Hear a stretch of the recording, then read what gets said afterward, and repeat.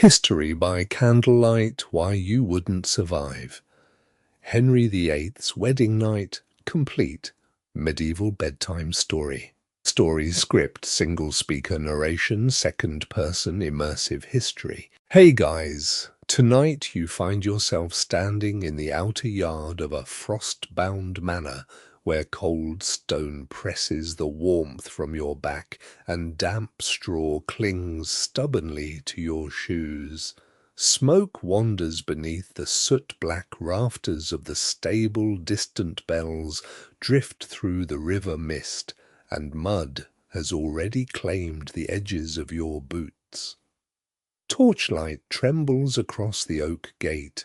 Horses breathe pale clouds into the winter air, while servants tighten straps with stiff red fingers. Medieval travel brochures really oversold this experience. You have been summoned to the court of Henry VIII, and although everyone around you calls it an honor, their faces suggest the sort of honor that requires a priest, a lawyer, and a very reliable escape horse. You probably would not last a week out here without help, and surviving the king's attention may prove rather harder than surviving the weather. So, before you get comfortable, take a moment to like the video and subscribe, but only if you genuinely enjoy what I do here. And tell me in the comments where you are listening from and what the local time is there. Now dim the lights, maybe turn on a fan for that soft background hum, and let's ease into tonight's journey together. The summons rests inside your fur-lined cloak, folded twice and secured with a ribbon bearing the royal colours. You do not need to read it again. Its few formal lines have already been repeated by your steward, your chaplain, your aunt, and nearly every servant capable of whispering, "The king requires your presence." No reason is stated because kings rarely trouble themselves with reasons when an order will do. Beyond the gate, the road disappears between bare hedges, silvered with frost. You are not yet moving. Departure in a household such as yours is a slow ceremony of misplaced gloves, leaking flasks, nervous horses and men insisting that an object was packed when it is visibly lying in the mud. A groom leads forward your mare, a patient brown creature whose expression suggests she understands court politics and wants no part in them. The saddle is padded, though not generously. A small charm of woven red thread has been tied beneath it to protect you from falls and malicious spirits. Your nurse swears the thread must be knotted 9 times. The chaplain calls this superstition, but he does not remove it. No one can quite agree whether such charms protect travellers because of ancient custom, saintly favour, or simple fear of offending whichever unseen creature might be listening. In a world where roads vanish beneath snow and fevers arrive without invitation, it seems unwise to reject assistance merely because it cannot be explained. Inside the manor, the hall fire is burning low. Fresh rushes were spread across the floor yesterday, yet they already smell of spilled ale, wet wool, and the hounds sleeping near the hearth. You return for one final moment of warmth while your household gathers behind you. Breakfast waits on a trestle table, coarse bread, smoked fish, a bowl of pottage, and weak ale warmed with spices. You are too anxious to eat much, but your aunt presses bread into your hand, arriving hungry, she warns, makes a woman look fragile. Eating too eagerly makes her look uncontrolled. Court life, you begin to understand, is largely the art of occupying the narrow space between two criticisms. Your aunt has visited the royal court before. She remembers galleries lined with painted cloth doors guarded by men carrying poleaxes, and rooms so crowded that privacy becomes a legend. She tells you to keep your sleeves clean, your temper hidden, and your opinions shorter than your prayers. Then she lowers her voice. King Henry can be generous, she says. He enjoys music theology, hunting fine clothing, and being agreed with. The last pleasure is apparently the safest one to encourage. The king is no longer the golden young prince described in old songs.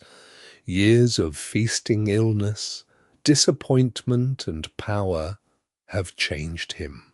His injured leg troubles him. His moods can darken. Yet ambassadors still praise his majesty because ambassadors generally prefer keeping their heads attached to their shoulders. You stare into the pottage as though it might reveal why he has summoned you. Perhaps he merely requires another attendant at court. Perhaps an alliance is being considered. Perhaps your family has heard more than it will say. Those who tell the tale never fully agree about the moment when suspicion becomes certainty. Some place it here beside the fading fire when you notice that your aunt will not meet your eyes. Others say it comes outside when 2 extra chests of linen are loaded onto the cart, far too much for a brief visit. One chest holds gowns, another contains shifts, embroidered caps, wool stockings, ribbons, and a small silver mirror. Hidden beneath folded cloth lies a bundle of dried rosemary carried for remembrance and protection. Beside it sits a pomander filled with cloves and herbs, intended to defend you from foul air. Physicians insist corrupted air carries sickness. Ordinary people suspect smells this dreadful must certainly be guilty of something. The steward enters carrying iron keys at his belt. He announces that the baggage cart is ready, although one wheel is cracked. The carter claims it will hold. The steward claims the carter said the same thing last autumn. The wheel remains cracked, which appears to settle nothing. You finish the bread and rise. The household gathers in the yard. A maid adjusts your cloak. Your nurse kisses 2 fingers and touches them to your forehead. The chaplain raises his hand in blessing, while a dog with 1 torn ear circles your mare. He belongs to no one, eats from every kitchen, and has followed you since summer. When the gate opens, he trots through first. The bells sound again beyond the frozen fields. You place 1 foot into the stirrup and mount, feeling the saddle shift beneath you. Behind the manor windows, familiar faces blur in torch smoke and morning mist. Ahead waits the king's court, bright with beeswax candles jewelled, saints polished silver and watchful eyes. The gate closes slowly behind you, its oak timbers groaning against the cold. For the first time, the summons beneath your cloak feels heavier than parchment. You turn your mare toward the pale road while the broken-wheeled cart creaks after you, and the little dog runs quietly beside its shadow. The road accepts you without ceremony.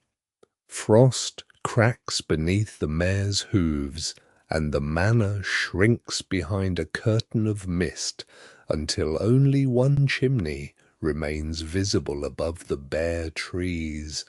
Then that too disappears, leaving you with the soft jingle of harness, the creak of the baggage cart, and the steady breath of the little dog trotting beside you. Morning gathers slowly over the fields.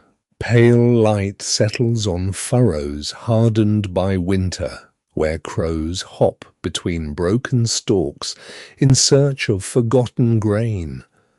Peasant cottages crouch beneath roofs of damp thatch. Smoke escapes through holes rather than chimneys, spreading low across gardens filled with dormant cabbages and bundles of firewood. At the first village, a woman scatters ashes outside her doorway to keep wandering spirits from entering after nightfall. She pauses to watch your party pass, then touches the small lead badge pinned to her hood. It bears the scallop shell of St. James, though she has probably never travelled farther than the nearest market town. Pilgrim badges are protection souvenirs and proof of devotion, all conveniently available from men who charge according to how holy you appear. More travellers join the road as the sun rises. A cobbler walks with shoes tied around his neck to keep them from the mud. 2 monks ride small mules, their brown habits tucked awkwardly beneath them. A merchant follows with pack horses carrying wool wrapped in oiled cloth. Beside him limps an old pilgrim whose staff is hung with tiny bells, each one chiming whenever he stumbles. You travel among them because numbers offer safety. The king's roads are said to be protected by law, but laws are difficult to summon from behind a hedge. Your escort keeps hands near sword belts whenever the track narrows. The mud soon softens beneath the frost. It grips wheels and hooves with patient determination. Before midday, the cracked wheel on your baggage cart gives a long wooden sigh. Then it collapses. The cart tilts into a ditch, spilling 1 chest, 3 blankets, and a cooking pot, whose escape seems almost enthusiastic. No one is injured, although the steward behaves as if personally betrayed by carpentry. You dismount near a roadside shrine where a weathered image of the Virgin stands beneath a wooden canopy. Meltwater runs down her painted face. Someone has left half an onion at her feet, perhaps the only offering they possessed. Your maid crosses herself while the carter examines the broken wheel and announces that it is broken. His gift for identifying completed disasters may explain his employment. The monks stop to help. One produces cord.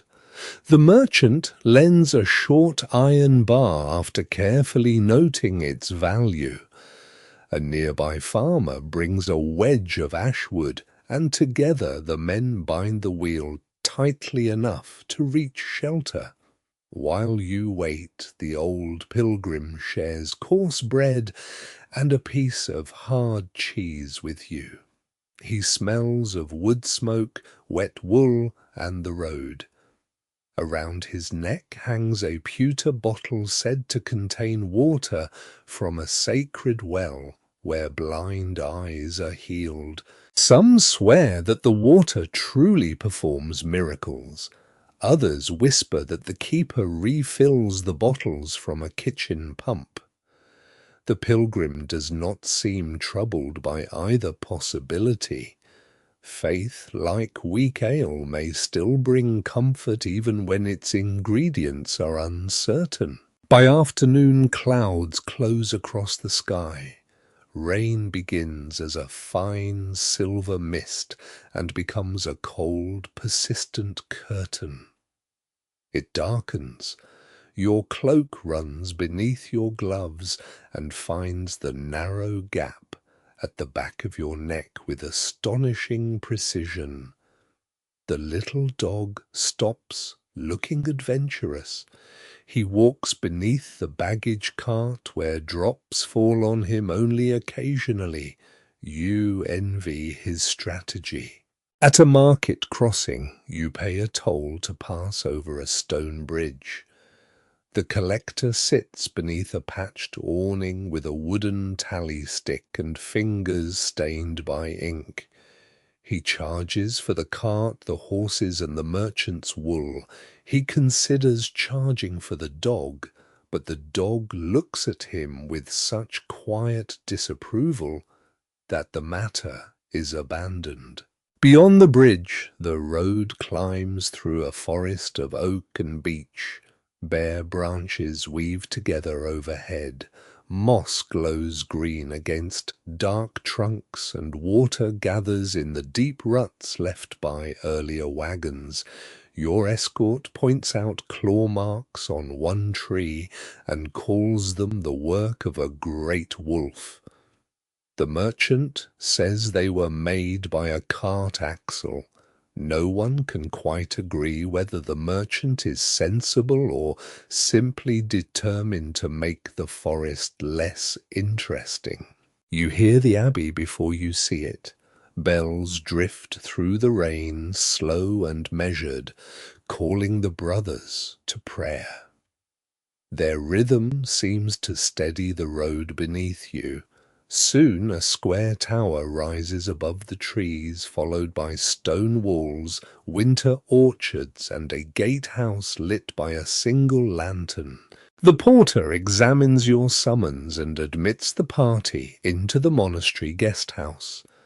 Warm air meets you, scented with rushlights, boiled herbs, and damp clothing hung near the hearth. Your mare is led toward the stable. The baggage cart receives the attention of a lay brother who regards its wheel with more compassion than the carter deserves. Supper is simple pottage, thickened with peas, black bread, onions, and smoked fish. You eat from a wooden trencher while rain taps softly against the shutters. The dog curls beneath your bench where your hand finds the warm patch behind his torn ear. Across the table, one of the monks studies the royal seal on your letter. He asks whether you have met the king. When you say no, he looks toward the fire. Henry, he tells you, once wrote songs and danced until dawn. He could charm a hall merely by entering it. Yet the court has changed. Queens have risen and vanished. Friends have become traitors between supper and breakfast. A smile from the king may open every door, but it may also close them behind you. The second monk quietly reminds him that gossip is a sin. The first monk agrees, then continues in a lower voice. He says Henry wants loyalty, beauty, obedience, and sons. He wants certainty in a world that offers none. The women nearest him are expected to provide all these things while remaining graceful beneath the weight. Outside, the monastery bell marks the night hour.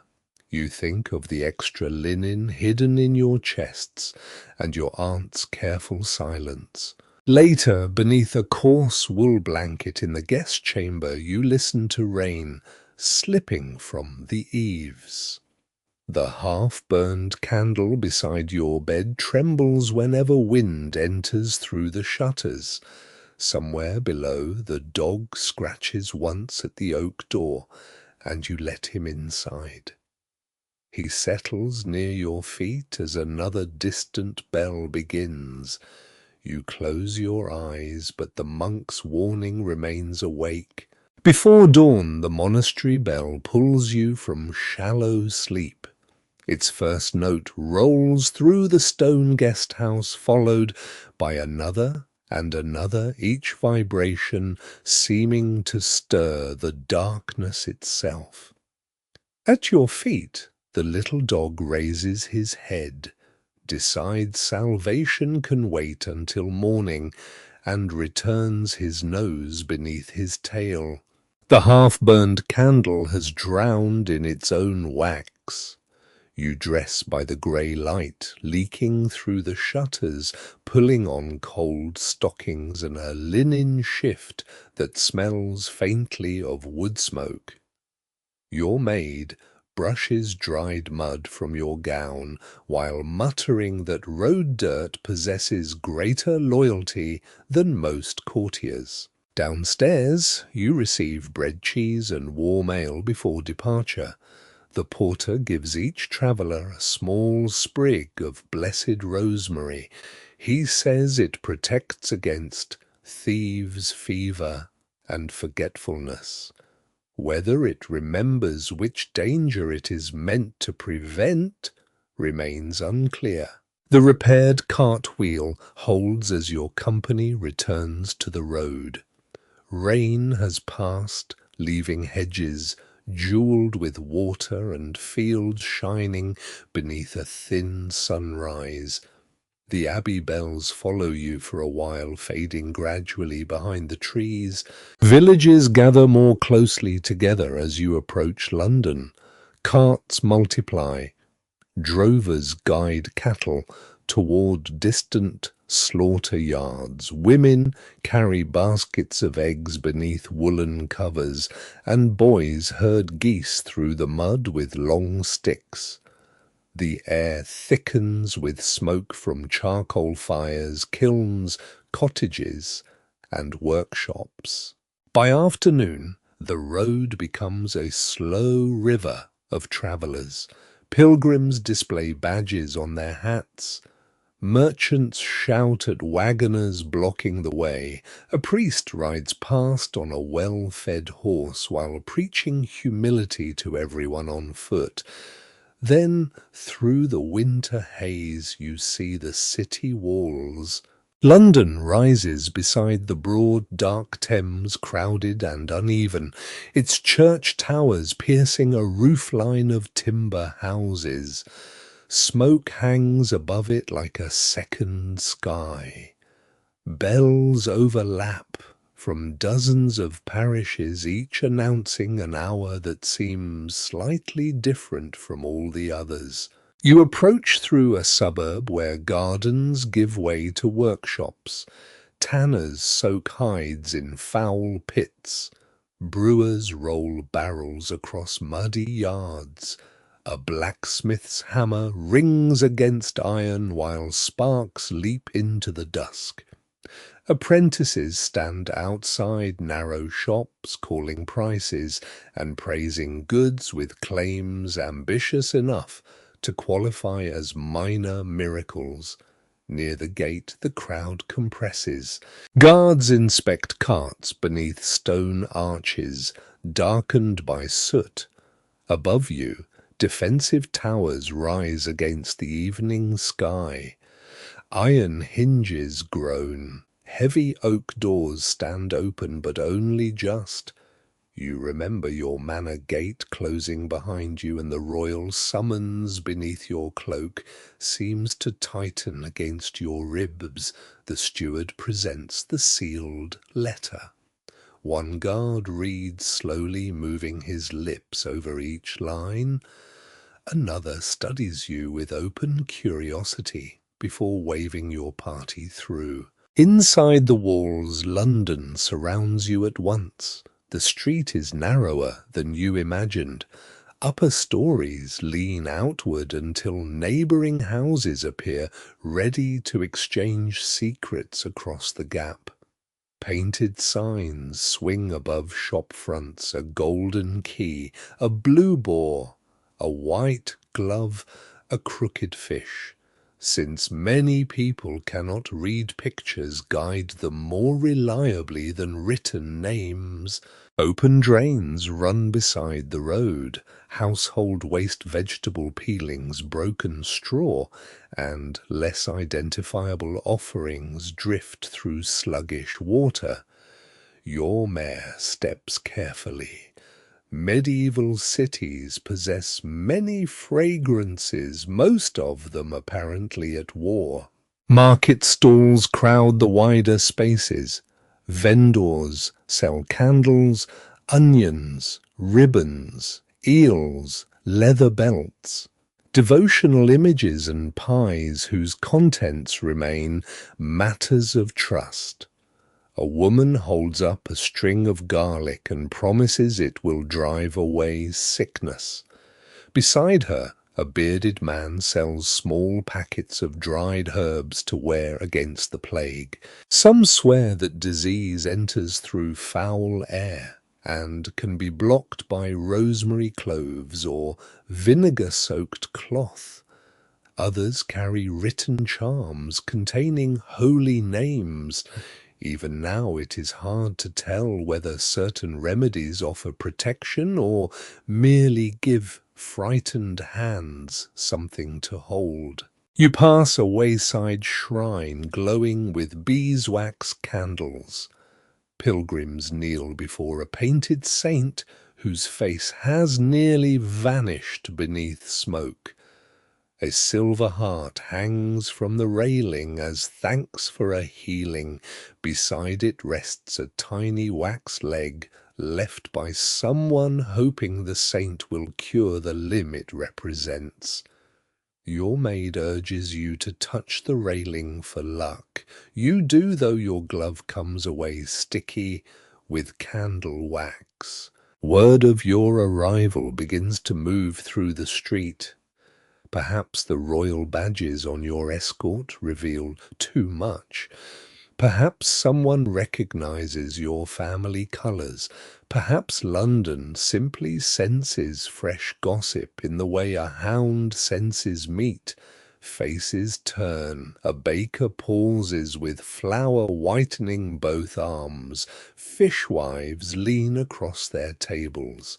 Children run beside your mare until an escort drives them back. A young apprentice bows with theatrical elegance, earning laughter from his companions. You hear questions passing through the crowd. Is she the woman summoned by the king? Is she wealthy? Is she foreign? Is she pretty enough? One woman declares that your nose is fortunate, another answers that fortunate noses rarely survive royal households. Those who tell the tale never fully agree whether you hear the second remark clearly or merely imagine it after seeing how quickly the speaker looks away. At a fountain, women fill buckets while discussing you as though you were a bolt of cloth being assessed for purchase. Your complexion is examined, your age estimated, your posture criticized, and your ability to bear sons confidently predicted by people who have never spoken to you. You keep your back straight. The monk's warning returns the women nearest. Henry must provide beauty, obedience, loyalty, and heirs, while remaining graceful beneath the weight.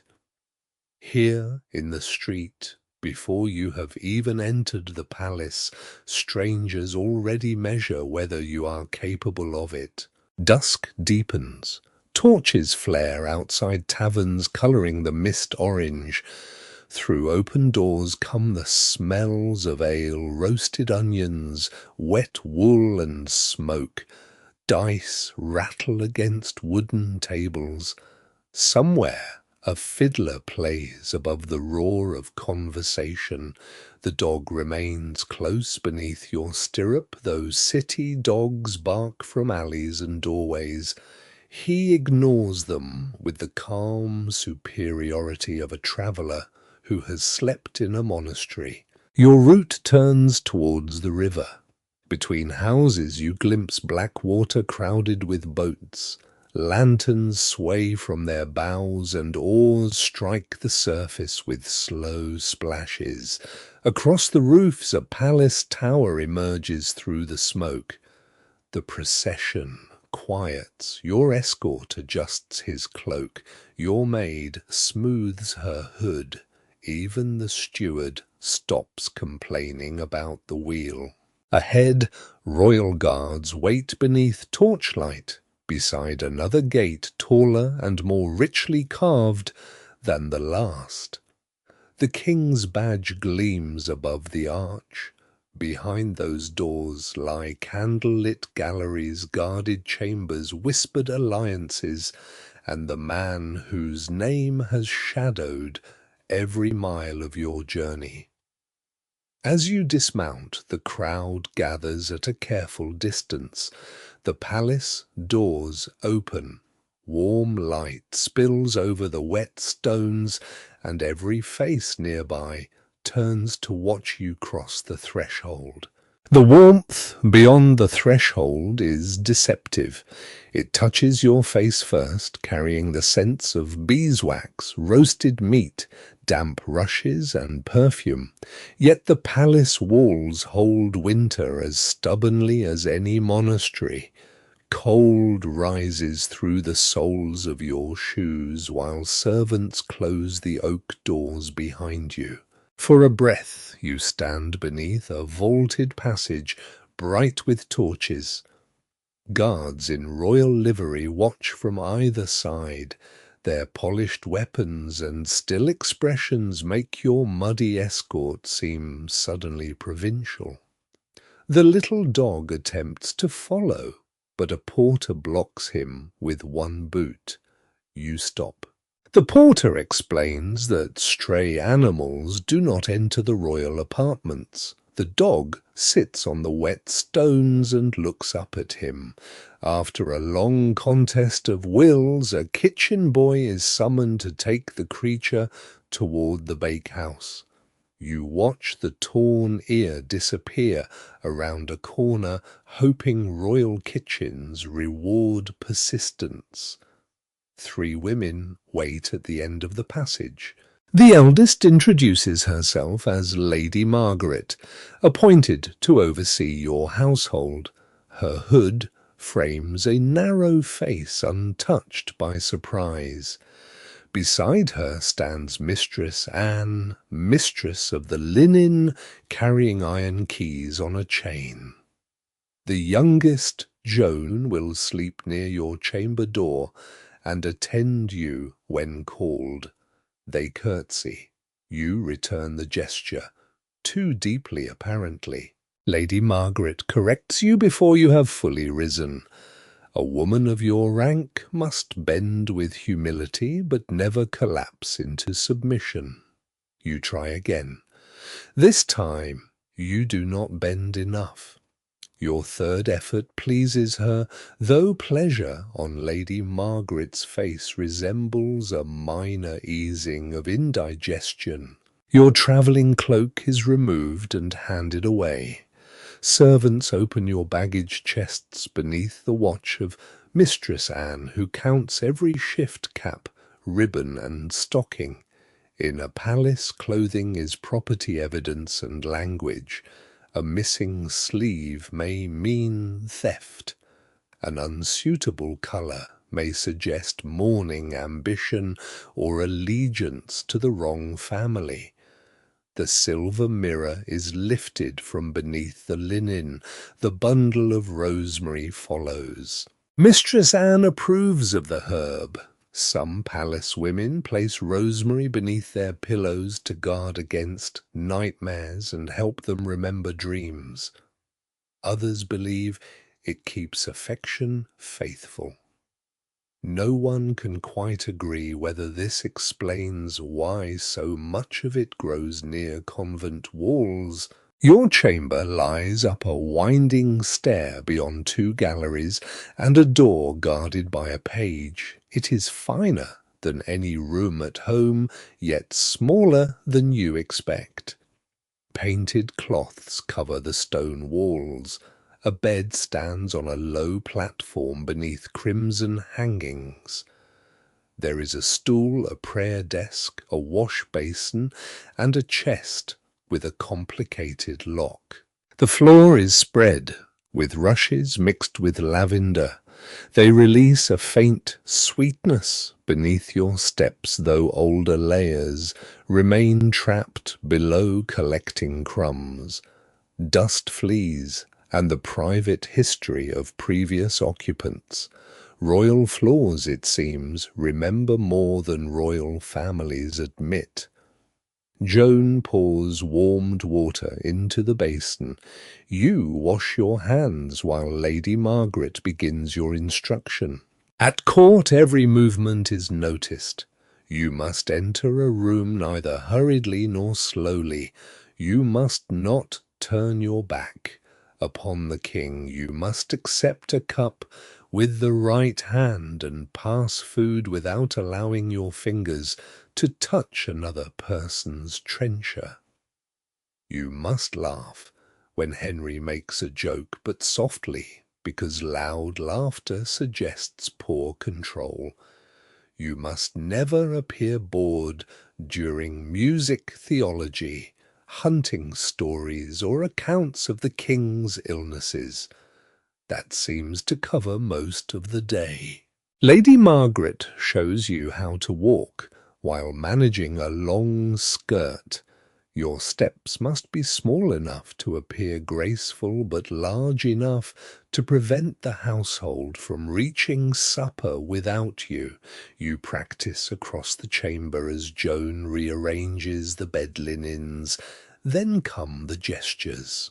A lowered gaze suggests modesty, unless held too long when it may imply deceit. Direct eye contact suggests honesty, unless held too long when it becomes defiance. Silence can be obedience, ignorance, judgment, or conspiracy, depending upon who is speaking and who wishes to be offended. Court manners resemble crossing the repaired bridge outside London, narrow, crowded, and subject to tolls no one explains in advance. Before supper, you are taken to the chapel. The galleries twist through the palace like covered streets. Servants hurry with baskets of bread, folded cloths, firewood, and silver vessels. Pages flatten themselves against walls as nobles pass. From behind closed doors come murmured conversations that stop whenever footsteps approach. The chapel glows with candles. Painted saints gaze down from panels of blue and gold. A priest tends a reliquary said to contain a fragment of St. Catherine's wheel. Some swear the relic once healed a queen's fever. Others say the fragment appeared only after the earlier relic was misplaced during repairs. You kneel without asking which version the priest prefers. Lady Margaret teaches you the order of prayers expected before appearing before the king. Your voice must remain low. Your rosary beads move one by one beneath your fingers, smooth from years of use. You pray for wisdom, good health, and the ability to recognize danger before it introduces itself politely. Afterward, you eat in your chamber. Supper consists of chicken broth, coarse bread, and a small cup of watered wine. Joan tastes each dish first, not because poisoning is expected, she assures you, but because caution is customary. This explanation does not improve the broth. As darkness fills the palace, Mistress Anne selects the linen for tomorrow. Lady Margaret explains how you must respond if questioned about France, the Emperor, the Pope, or the King's former wives. On politics, you should express loyalty. On religion, devotion. On former queens, sorrow without curiosity. Most importantly, you must never repeat what you hear. Walls have ears, Lady Margaret says. You glance at the painted cloth hanging behind her. Its hunting scene contains 6 hounds, 3 horsemen, and enough folds to conceal a patient secretary. You decide she may be speaking literally.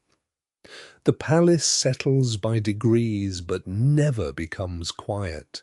Doors close, bells mark the hour. Servants whisper in adjoining chambers. Somewhere below, musicians rehearse a slow melody. Farther away, a man cries a command in the courtyard, followed by the stamp of horses. Joan brushes your hair beside the hearth. She says the king may observe you tomorrow from behind a gallery screen before granting a formal meeting. You may never know when his eyes first rest upon you. She braids a red thread into a hidden strand of your hair, another charm against envy.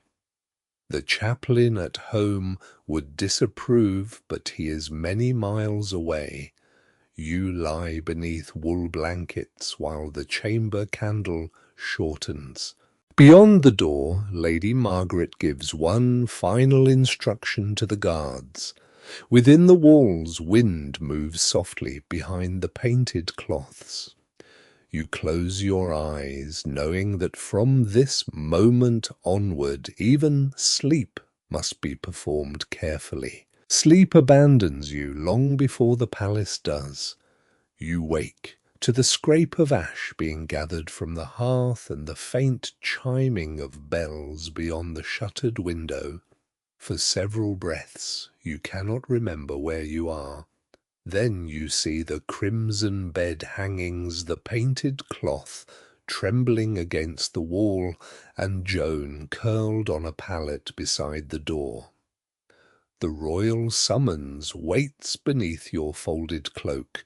A servant enters carrying a covered brazier, followed by another with warm water and linen towels. Soon the chamber fills with women. Mistress Anne unlocks your chests.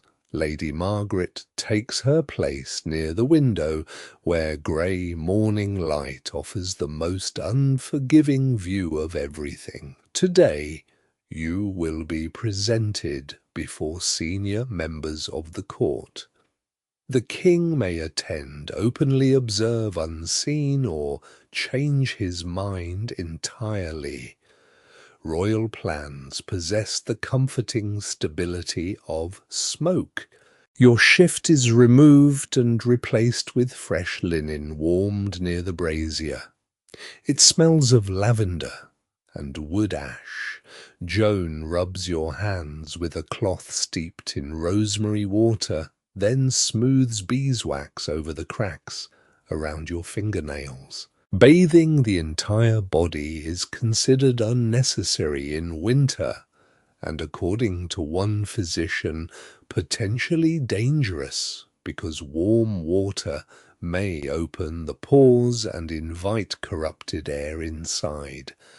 You receive a careful washing from a basin instead. It is not luxurious, but it is preferable to welcoming evil vapours for the sake of clean elbows. Your hair receives greater attention. It is combed, divided, braided, unbraided, and arranged again. A maid examines each strand for signs of illness. Healthy hair is thought to reveal a balanced body, suitable blood, and good prospects for children. By this reasoning, Joan's ability to defeat every knot may qualify her to practice medicine. Lady Margaret asks when you last suffered fever. Mistress Anne asks whether headaches trouble you. Another woman, introduced only as Widow Barrow, studies your face, teeth, hands, and posture. She has attended births in noble households and speaks with the calm authority of someone who has seen powerful families reduced to nervous pacing outside locked doors. She asks about your mother's children, your sisters, your monthly health, and whether difficult births run in your family. Her questions are polite but relentless. You answer while staring at the smoking brazier. At Henry's court, a bride is never merely a woman. She is a promise of alliances, obedience, and sons. Her body becomes a kingdom's unanswered question. Widow Barrow presses 2 fingers lightly against your wrist and counts your pulse. She examines the whites of your eyes, then asks to see your urine in a clear glass flask. Physicians study its colour, scent, and sediment to judge the balance of the 4 humours. Some swear an experienced healer can detect pregnancy before the woman herself knows. Others quietly suspect that physicians become more accurate when allowed several guesses. No one can quite agree whether Widow Barrow finds anything troubling. Her face remains smooth as she returns the flask to the servant. She says only that you must eat moderately, sleep well, and avoid melancholy. Avoiding melancholy while being inspected like a broodmare seems ambitious, but you nod. The clothing begins. First comes a fitted undergown, then a heavier gown of deep green velvet. Its bodice is stiffened and drawn close with laces. The skirt falls in costly folds, each one requiring adjustment. Fur trims the sleeves. Pearls edge the square neckline, pale and cold against your skin. The garments are beautiful, but beauty has weight. Velvet pulls at your shoulders, the sleeves restrict your arms. Layers gather heat near the brazier, while the floor remains cold beneath your shoes. You are expected to move as though the entire arrangement weighs no more than mist. Mistress Anne fastens a jewelled girdle around your waist. From it hangs a small pomander, divided into compartments filled with cloves, cinnamon, rosemary, and ambergris.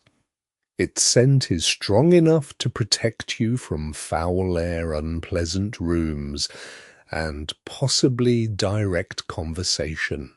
Your hood is placed last. Dark velvet frames your face, and a veil falls behind it.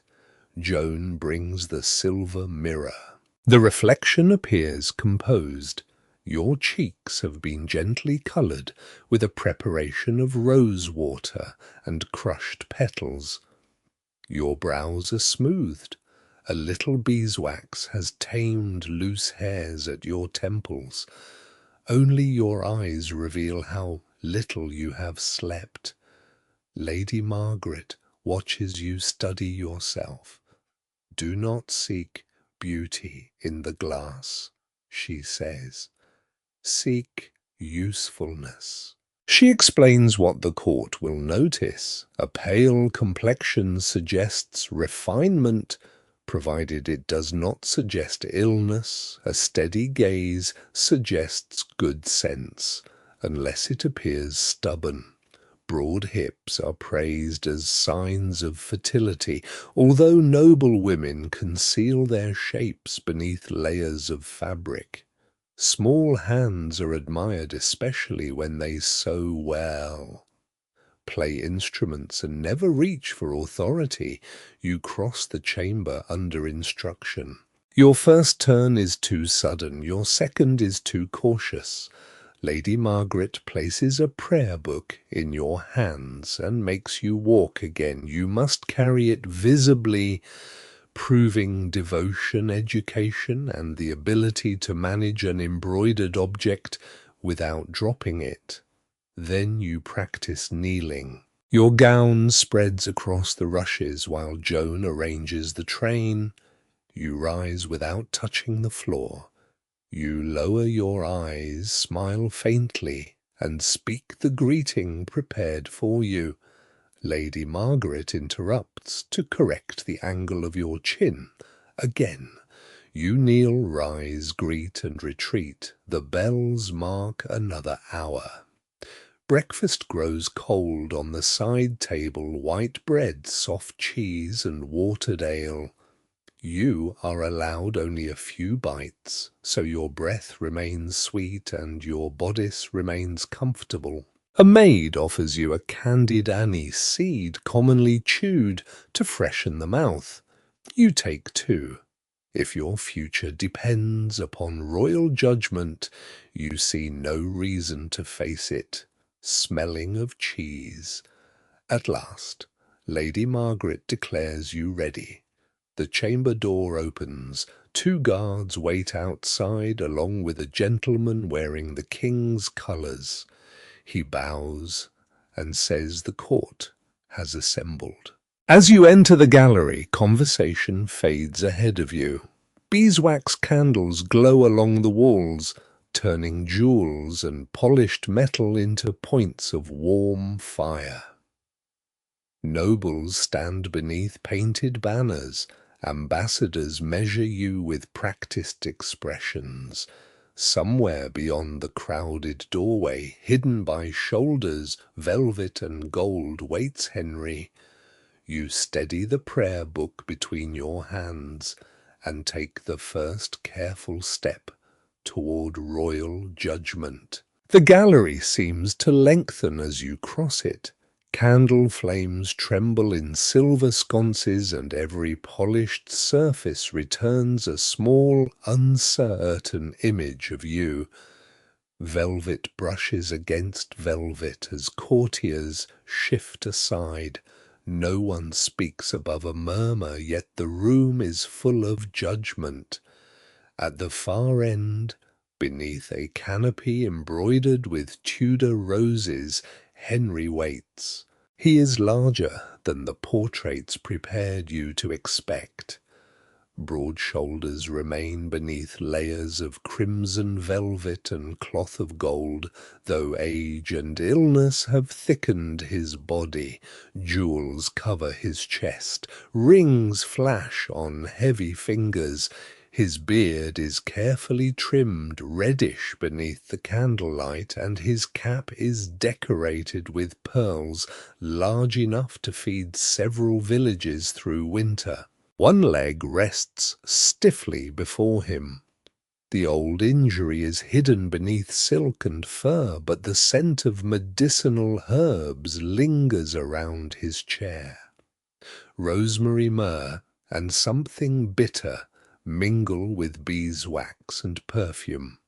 Court physicians wrap the king's leg in costly ointments, each treatment praised as a success, until another is required.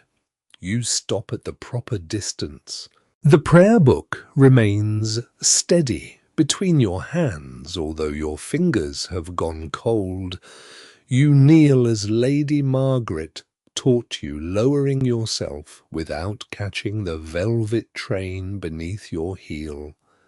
For one dreadful heartbeat, you wonder whether you have bowed too deeply. Then Henry tells you to rise. His voice is softer than expected. It does not need to be loud. The room bends toward it anyway. You lift your gaze carefully. The king studies your face, your hood, your hands, and the jeweled girdle at your waist. There is intelligence in his expression, along with weariness and something more guarded. He has lived too long among flatterers to trust praise, yet He appears unwilling to live without it. He asks about your journey. You speak of the rain, the monastery, and the broken cartwheel. You do not mention the monk's warning. Henry smiles when you describe the carter, announcing that the broken wheel was broken. A useful man, he says. He may have a future in council. Laughter moves through the courtiers, measured and obedient. You allow yourself a quiet smile, exactly as instructed. Henry asks whether the monastery treated you well. You answer that the brothers offered warmth, food, and prayer. And gossip, he asks. The question falls lightly, but the air changes around it. You feel Lady Margaret's lessons arranging themselves inside your mind. Silence may suggest deceit. Too much detail may betray the monk. Denial may sound foolish. Only concern for your Majesty's health, you say. Henry watches you for another moment, then he laughs, and the room breathes again. Monks are generous with concern, he says, particularly when it belongs to someone else. A servant brings wine in a gold cup. Before Henry drinks, a royal cup-bearer tastes it. The custom is meant to guard against poison, although poisoners rarely announce themselves by looking disappointed when the cup-bearer survives. The king gestures for you to approach. As you come nearer, you notice the details hidden by distance. Fine lines mark the corners of his eyes. One hand grips the chair when he shifts his injured leg. His rings leave shallow impressions in swollen fingers. Yet, when he speaks of music, his expression brightens. He asks whether you sing. You answer that you know several devotional songs and a few courtly airs. He names one composed during his youth, a melody about longing beneath a hawthorn tree. You know it and admit as much. At once a musician is called forward with a lute. The court waits. You sing quietly, keeping your eyes lowered. The lute's notes drift beneath your voice, warm and delicate against the stone walls. For a brief while the king is still. His face softens, and you glimpse the golden prince. Older people remember the athletic young man who dances, hunts, writes verses, and expects the world to admire him. When the final note fades, Henry applauds. The courtiers follow. He tells you that music reveals character, because an uncertain heart cannot hold a steady measure. You wonder whether this is philosophy warning or simply something he enjoys hearing himself say. At court, the three are often dressed alike. A page carries forward a small casket. Inside lies a brooch shaped like a Tudor rose made of gold and seed pearls. Henry lifts it himself and fastens it near your shoulder. His fingers move slowly but remain precise. The gift is beautiful. It is also a royal mark, visible to everyone. Some swear that accepting a jewel from a king binds the wearer to his favour. Others say jewels merely make political ownership sparkle more attractively. No one can quite agree whether Henry watches your gratitude or your fear more closely. You thank him. He asks what you have heard of him. The directness leaves no safe answer. Around you, ambassadors become very interested in the floor. You say that you have heard he is learned, devout, skilled in music, and devoted to England. All true, Henry replies. His smile invites another small wave of laughter, yet his eyes remain fixed upon yours, and what else you remember the queens who have risen and vanished. You remember the women at the London fountain measuring your chances. You remember the monk saying that a smile from Henry may open every door and close it behind you. That your majesty values honesty, you say. For a moment, silence gathers beneath the rafters. Then the king leans back. I value loyalty, he corrects gently. Honesty is most pleasing when it serves loyalty. The distinction settles over you like another layer of velvet. A physician approaches to whisper near Henry's shoulder. The king's expression tightens. He dismisses the man with a movement of 2 fingers, then turns to you as though the interruption never occurred. He speaks of the palace gardens, frozen now, but beautiful in spring. He tells you of deer in the royal park, and falcons trained to return to the glove. He describes a new gallery being decorated with scenes of ancient kings. His charm is real, which makes it more dangerous than false charm would be. You listen, respond, and smile at the proper moments. Slowly you understand how absolute power occupies a room. It does not always shout. Sometimes it tells a pleasant story while everyone else measures each breath. At last, Henry rises. 2 gentlemen step forward discreetly, but he waves them away and stands with the help of his chair. Pain crosses his face, quickly hidden. He offers you his hand. You place your fingers upon his rings. He says he hopes your stay will become permanent. Behind you, someone inhales sharply. Henry raises your hand and presses a formal kiss against it. His beard grazes your knuckles. The Tudor rose brooch feels suddenly heavy upon your shoulder. Then he releases you and turns toward his council, leaving the meaning of his words suspended in candle smoke. As Lady Margaret guides you from the chamber, the court bows around the king. You keep your steps even until the doors close behind you.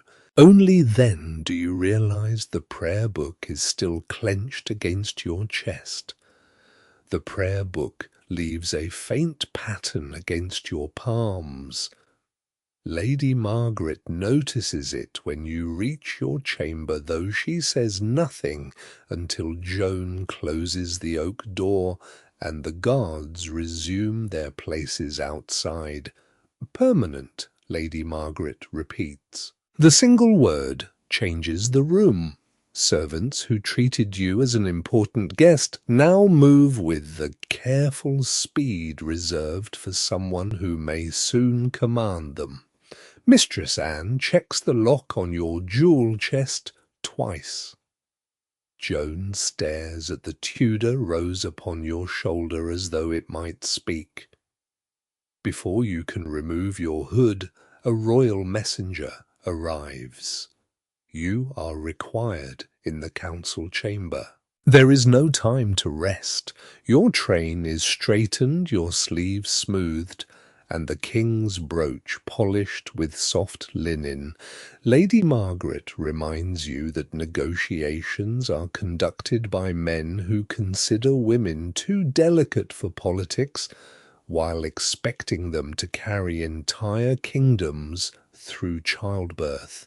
The council chamber stands beyond a narrow gallery warmed by charcoal braziers.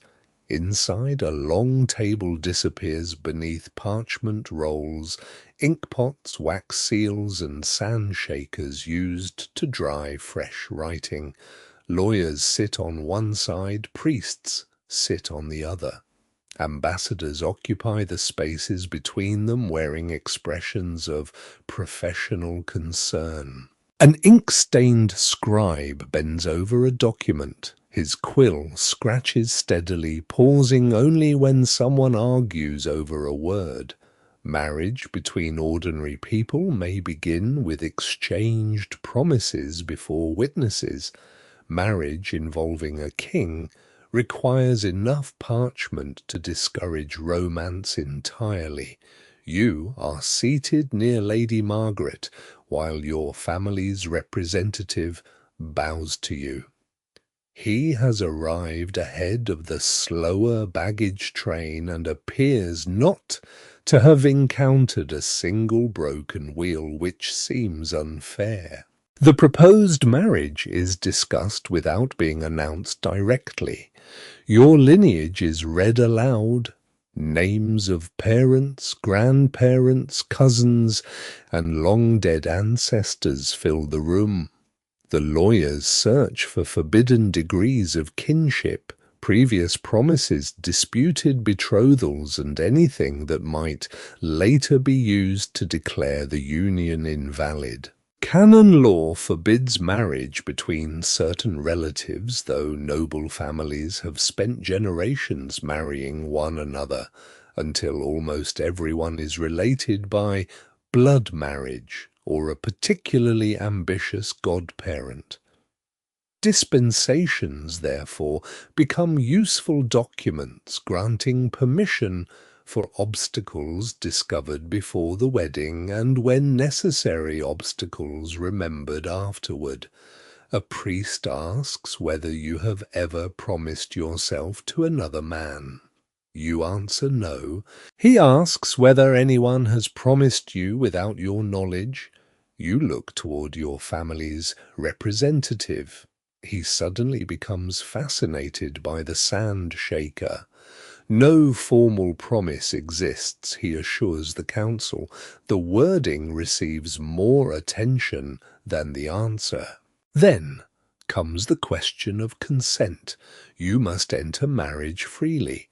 The council explains this while the king's guards stand beyond the door and Henry's rose gleams on your gown. Freedom, you discover, may be carefully arranged by people who already know what you will choose. You state that you are willing to obey the king's wishes. Quills begin moving. An ambassador asks what lands and revenues will support your household. Another asks what jewels will remain yours if you become a widow. That word settles coldly in the warm room. A third man discusses servants' dowry payments, annual allowances, and the ownership of plate. Silver dishes apparently require clearer protection than brides. At midday, bread and watered wine are brought in. The lawyers eat without leaving their documents. Crumbs fall onto royal genealogies and are brushed away before they can acquire hereditary claims. The debate continues until a priest arrives carrying a reliquary wrapped in white silk. It contains, he says, a fragment of the true cross. The relic will witness the preliminary oath. Its gold case is set with garnets, and through a small crystal window you see a dark splinter no larger than a fingernail. Some swear the fragment came from Jerusalem generations ago. Others whisper that England contains enough pieces of the true cross to build a respectable barn. No one can quite agree whether doubt makes an oath less sacred or merely makes the reliquary more expensive. You touch 2 fingers to the crystal and promise that no hidden betrothal prevents the marriage. At that moment a brazier cracks. The sound is sharp but harmless. One piece of charcoal rolls onto the stone floor and scatters sparks beneath the table. A servant stamps them out quickly. The room falls silent. Lady Margaret's mouth tightens. An ember escaping during an oath may signify passion conflict or a household divided. The interpretation depends largely upon whether the person explaining it hopes the marriage succeeds. A lawyer declares that charcoal has no authority in canon law. The priests agree somewhat reluctantly. Later, as the marriage articles receive preliminary seals, another omen appears. A raven lands on the outer window-sill and strikes the glass with its beak. Joan, waiting near the door, crosses herself.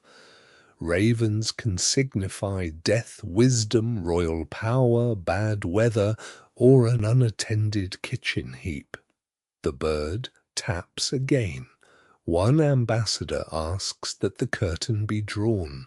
By late afternoon, red wax pools beneath seals pressed with rings and carved matrices.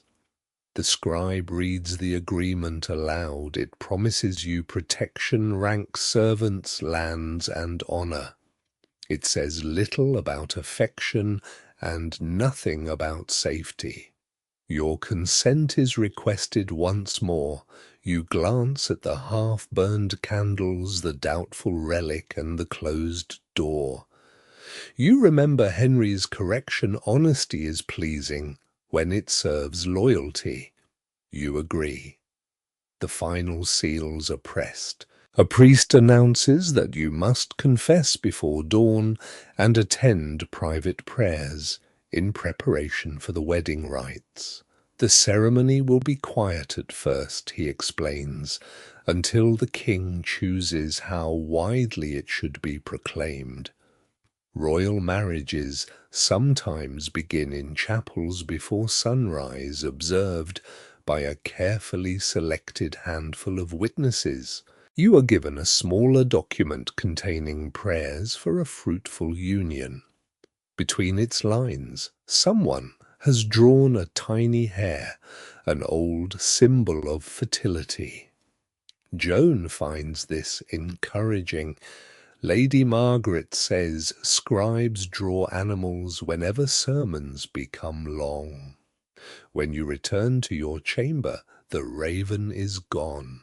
In its place on the sill lies a single black feather. Joan reaches for it, but Lady Margaret stops her. She orders the feather wrapped in cloth and carried outside the palace walls before nightfall. Certain signs, she says, need not be interpreted if they can be removed. The Tudor rose is unpinned from your gown and locked away. Your marriage articles follow it into the chest. Outside bells begin the evening hour. Soon you must confess pray and prepare to stand before the altar. Yet, as darkness gathers against the window, you think not of the holy relic or the sealed promises. You think of the ember rolling free beneath the table, glowing briefly before a servant's shoe crushes it into ash. Night gives you little rest. Each time sleep begins to gather, another sound loosens it.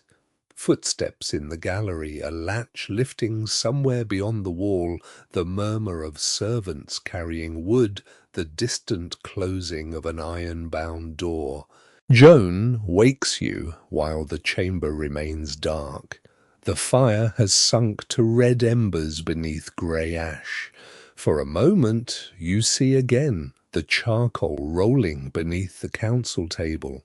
Then Joan adds kindling, and a thin flame rises with the dry whisper of twigs.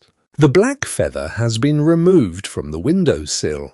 Lady Margaret watched a servant wrap it in linen and carry it beyond the palace walls.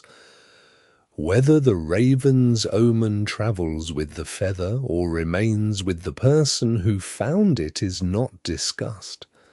You wash in cold water scented with rosemary. Warm water is available, but Lady Margaret says discomfort encourages humility before confession. The Church has developed many methods for improving the soul, most of which seem to involve cold knees. Your clothing is simpler than yesterday's velvet. You wear a dark wool gown, a plain hood, and a fur-lined cloak for the walk through the unheated galleries. No jewels adorn you. Even the Tudor rose remains locked inside the chest. Before the altar you must appear as a Christian woman rather than a political arrangement, although the political arrangement is waiting just outside. A priest meets you beside a narrow stair. He carries a lantern in one hand and a ring of iron keys in the other. The keys clink softly as you descend toward a small chapel used for private devotions. The air grows colder. Stone steps curve beneath your feet, worn hollow by generations of servants, nobles, and frightened petitioners. Wax drippings mark the walls where earlier candles have leaned too close. Somewhere behind a closed door, a man recites Latin in a tired voice. The confession chamber is scarcely larger than a cupboard. A wooden screen divides you from the priest. You kneel on a thin cushion stuffed with horsehair and listen while he begins the familiar prayers. You confess impatience, vanity, unkind thoughts, neglected prayers, and the fear that has followed you from home. You do not confess mistrust of the king. Some truths may burden the soul, but speaking them inside a royal palace may burden the neck. The priest asks whether you enter marriage freely. Again, you say yes. He asks whether you accept the duties of a wife, obedience, fidelity, household governance, charity, and the bearing of children, if God grants them. You answer that you do. Your words disappear through the screen. You cannot see his face, only the faint glow of his candle through carved openings. He assigns prayers and gives absolution. When you rise, your legs are numb. Outside, Lady Margaret waits with Joan and Widow Barrow. The widow offers you a cup of warmed wine mixed with honey and sage. Sage is believed to strengthen the memory, calm trembling, and encourage long life. Some swear that a person who grows sage in abundance can never truly die. Monastery gardeners who regularly replace dead plants are less certain you drink. The sweetness eases the dryness in your throat. The palace bells begin before dawn. Their first strokes are slow calling the household toward prayer.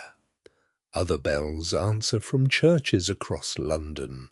The sound passes over tiled roofs, narrow lanes, the misted river, and the walls you entered only yesterday. In the darkness, the city becomes invisible, but its bells remain, each tower announcing devotion into the same cold sky. You follow the priest toward the royal chapel. Servants have been working through the night. Fresh rushes mixed with sweet herbs cover the floor. Beeswax candles burn in tall stands, their flames reflected in gilded panels. White linen dresses the altar. Silver vessels wait beside a book bound in red leather. Incense rises from a swinging censer. It curls beneath the roof beams and softens the painted faces of saints. The scent clings to your cloak, mixing with rosemary wax and winter air. At a side altar, you kneel before an image of the Virgin. Her blue mantle is painted with tiny gold stars. Women seeking children leave offerings, their ribbons, coins, embroidered caps, and little wax figures shaped like infants. Lady Margaret places a candle in your hand. You light it from another flame and set it among the offerings. No one can quite agree whether a candle that burns steadily foretells a peaceful marriage. Draughts pour wicks, and anxious observers make certainty difficult.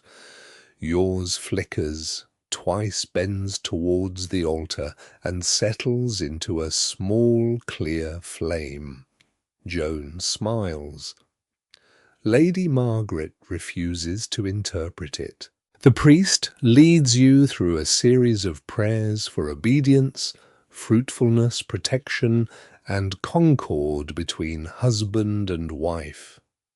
The words are ancient and soothing, worn smooth by repetition. You say them quietly, while dawn presses a faint blue line against the high windows. A choir of 6 boys enters through a side door. Their hair is damp from hurried washing, and one struggles to suppress a yawn. They arrange themselves behind a wooden screen and begin a low hymn. Their voices rise through the incense, pure and distant. For a while the lawyers contract omens, and watching courtiers seem far away. You breathe slowly. Your fingers move across the rosary beads at your waist. Then the chapel doors open. Royal officers enter first. They inspect the space, check the side doors, and position guards along the walls. Ambassadors follow in fur-lined robes. Members of the council gather near the front, speaking in whispers that vanish when a priest looks towards them. The marriage is called private, but privacy at court apparently means only that the audience has been selected with unusual care. Your family's representative takes his place. He bows to you, then looks toward the door. Widow Barrow adjusts your hood. Joan smooths the folds of your gown. Lady Margaret removes a tiny piece of rosemary from her sleeve and slips it into your palm. For remembrance, she whispers. Trumpets do not sound. There is no cheering. Only the bells continue above the roof while torchlight brightens the entrance. Henry appears. He wears cloth of silver beneath a dark fur cloak. A gentleman walks close beside him, ready to offer support if the injured leg fails, though the king accepts no visible help. His progress is slow and deliberate. Everyone bows. He reaches the altar and turns. Across the chapel, his eyes find you through the incense. A priest beckons. You move forward between rows of watching faces. The rosemary rests warm inside your closed hand. Your shoes whisper across the fresh rushes, and each careful step carries you deeper into the ceremony prepared while the city slept. Henry extends his hand. You place yours within it. The priest opens the red-bound book. The choir falls silent, and the final bell of the hour fades over London. Henry's palm is warm. His rings cold against your fingers. His grip appears gentle, yet you feel the weight of every watching face behind it. Incense drifts between you and the altar, while pale dawn gathers slowly in the chapel windows. The priest begins in Latin. His voice moves through the familiar invocations, blessing the gathering and asking whether any lawful impediment prevents the union. The question hangs beneath the painted roof. You hear a choir boy shift his feet behind the screen. Somewhere near the rear, a courtier coughs once and is immediately silent. No one objects. This is hardly surprising. A person who interrupts a royal wedding must possess excellent evidence, extraordinary courage, and unusually little affection for comfortable lodging. The priest turns to Henry and asks whether he enters the marriage of his own free will. Henry answers clearly. Then the same question comes to you. For an instant you see the council chamber, the sealed agreements, the guards beyond the door, and the doubtful fragment of the true cross. You remember your answer given twice already. I do, you say. The words sound smaller than you expect, yet the chapel carries them to every listener. The vows begin. Henry promises to take you as his lawful wife, to hold and protect you in health and sickness, and to remain faithful according to the ordinances of the Church. His voice is practiced solemn and steady. He has spoken sacred vows before. You wonder whether memory walks beside him now, invisible beneath the candles. Those who tell the tale never fully agree whether Henry hesitates over one phrase. Some swear his voice catches. Others insist the king speaks without the slightest pause. From where you stand, the hesitation is no more than a breath, but at court a breath can become a history. Then it is your turn. The priest speaks each line, and you repeat it. You take Henry as your husband, you promise obedience, fidelity, and companionship through fortune and hardship. The old words pass from your lips one by one, softened by generations of women who have spoken them before altars while families, priests, and kingdoms listened. Your tongue feels dry. Henry watches you closely. When you finish, his thumb moves once across the back of your hand. The gesture is almost comforting. Almost. A page approaches with a small cushion of cloth of gold. Upon it rests the wedding ring. The band is heavy wider than an ordinary ring and engraved inside with a short prayer. The priest blesses it with holy water.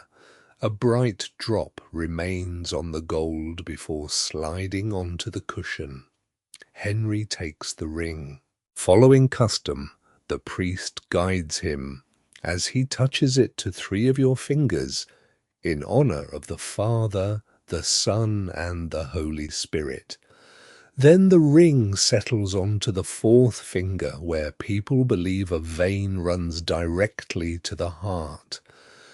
No physician has convincingly found this special vein, but the belief is far prettier than most medical theories and therefore survives with remarkable health. The ring catches briefly at your knuckle. A tiny stir passes through the witnesses. Henry presses more firmly, and it slips into place. Joan exhales somewhere behind you. Lady Margaret remains silent, perhaps refusing to permit your finger any prophetic significance.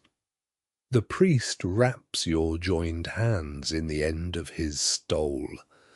The embroidered fabric smells of incense and stored cedar.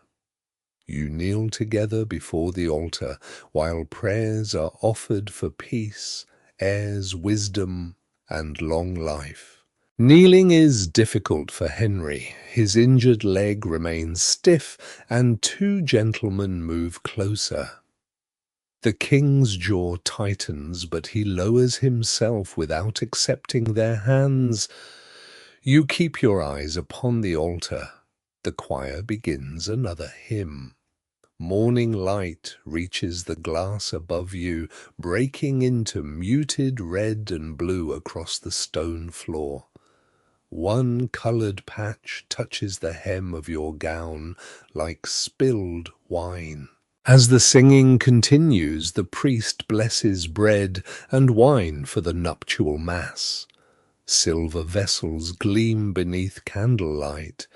An attendant rings a small handbell at the elevation, and every head bows. You smell wax incense, damp wool, and the faint medicinal bitterness surrounding Henry. His breathing is heavier now. Still, when you glance towards him, his expression is composed. After communion, a white cloth is held above both your heads during the final blessing. The canopy signifies protection and the creation of a new household. It also traps incense efficiently, leaving you in a small sacred cloud with England's king. The priest pronounces the marriage valid. For one moment, nothing happens. Then Henry rises with careful effort and turns toward the witnesses. The chapel fills with rustling cloth as everyone bows. Ambassadors exchange glances. Councillors incline their heads. Your family's representative smiles with relief so profound that you understand how much depended upon your answer. Henry presents you to them as his wife. The title passes through the room in whispers, Your Majesty.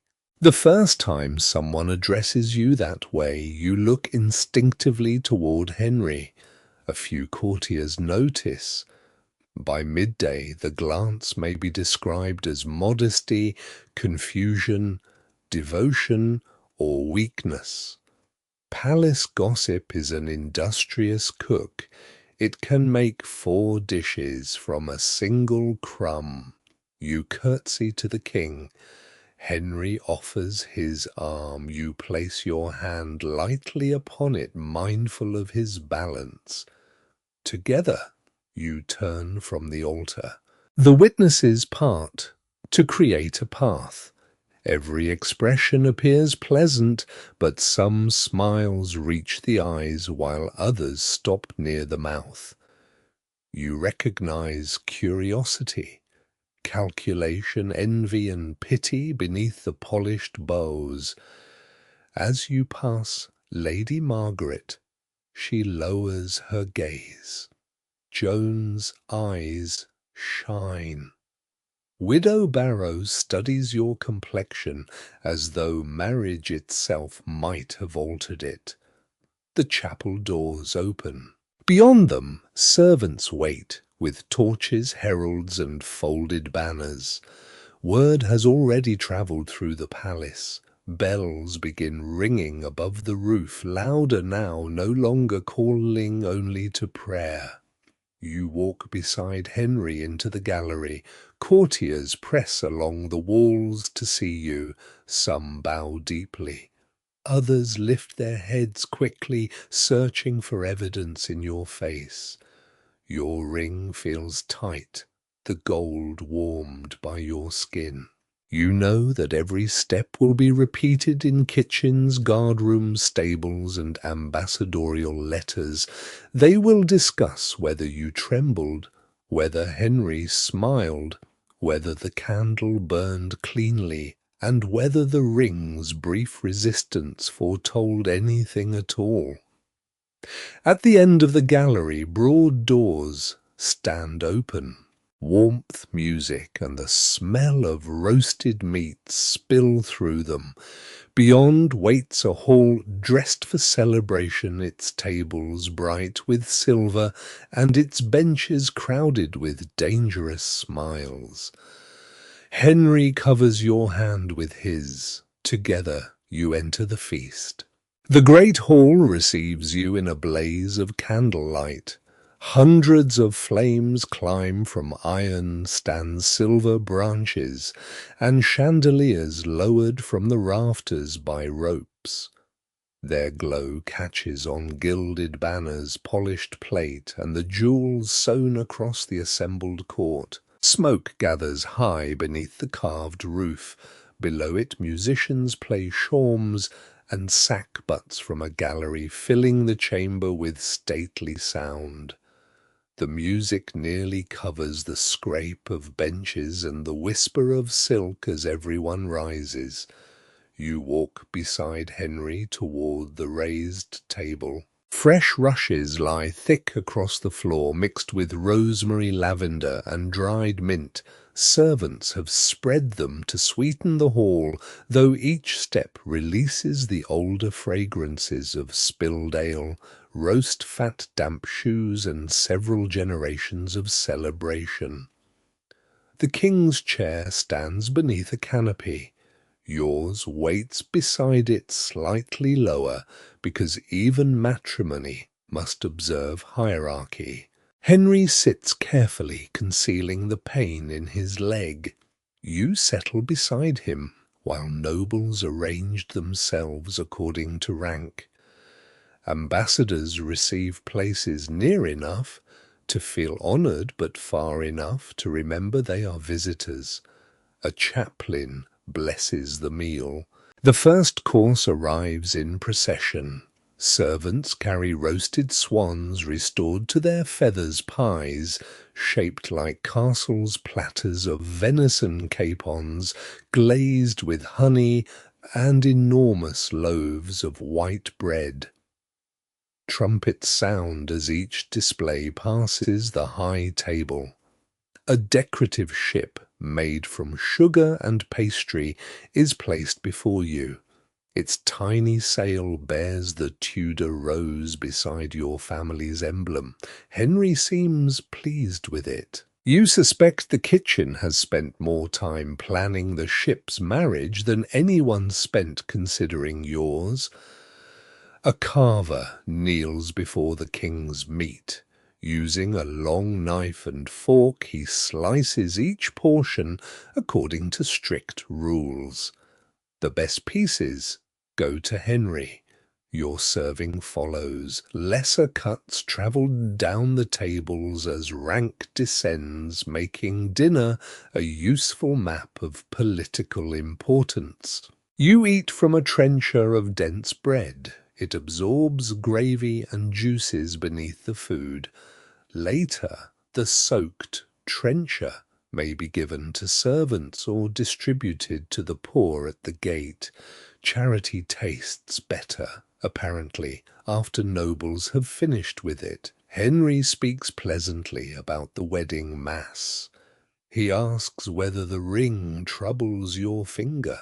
You say it fits well. Across the table, an elderly duke glances at the ring and then toward a younger counsellor. The movement is small, but you notice it. So does Lady Margaret, seated several places away. The court is divided into factions you cannot yet name.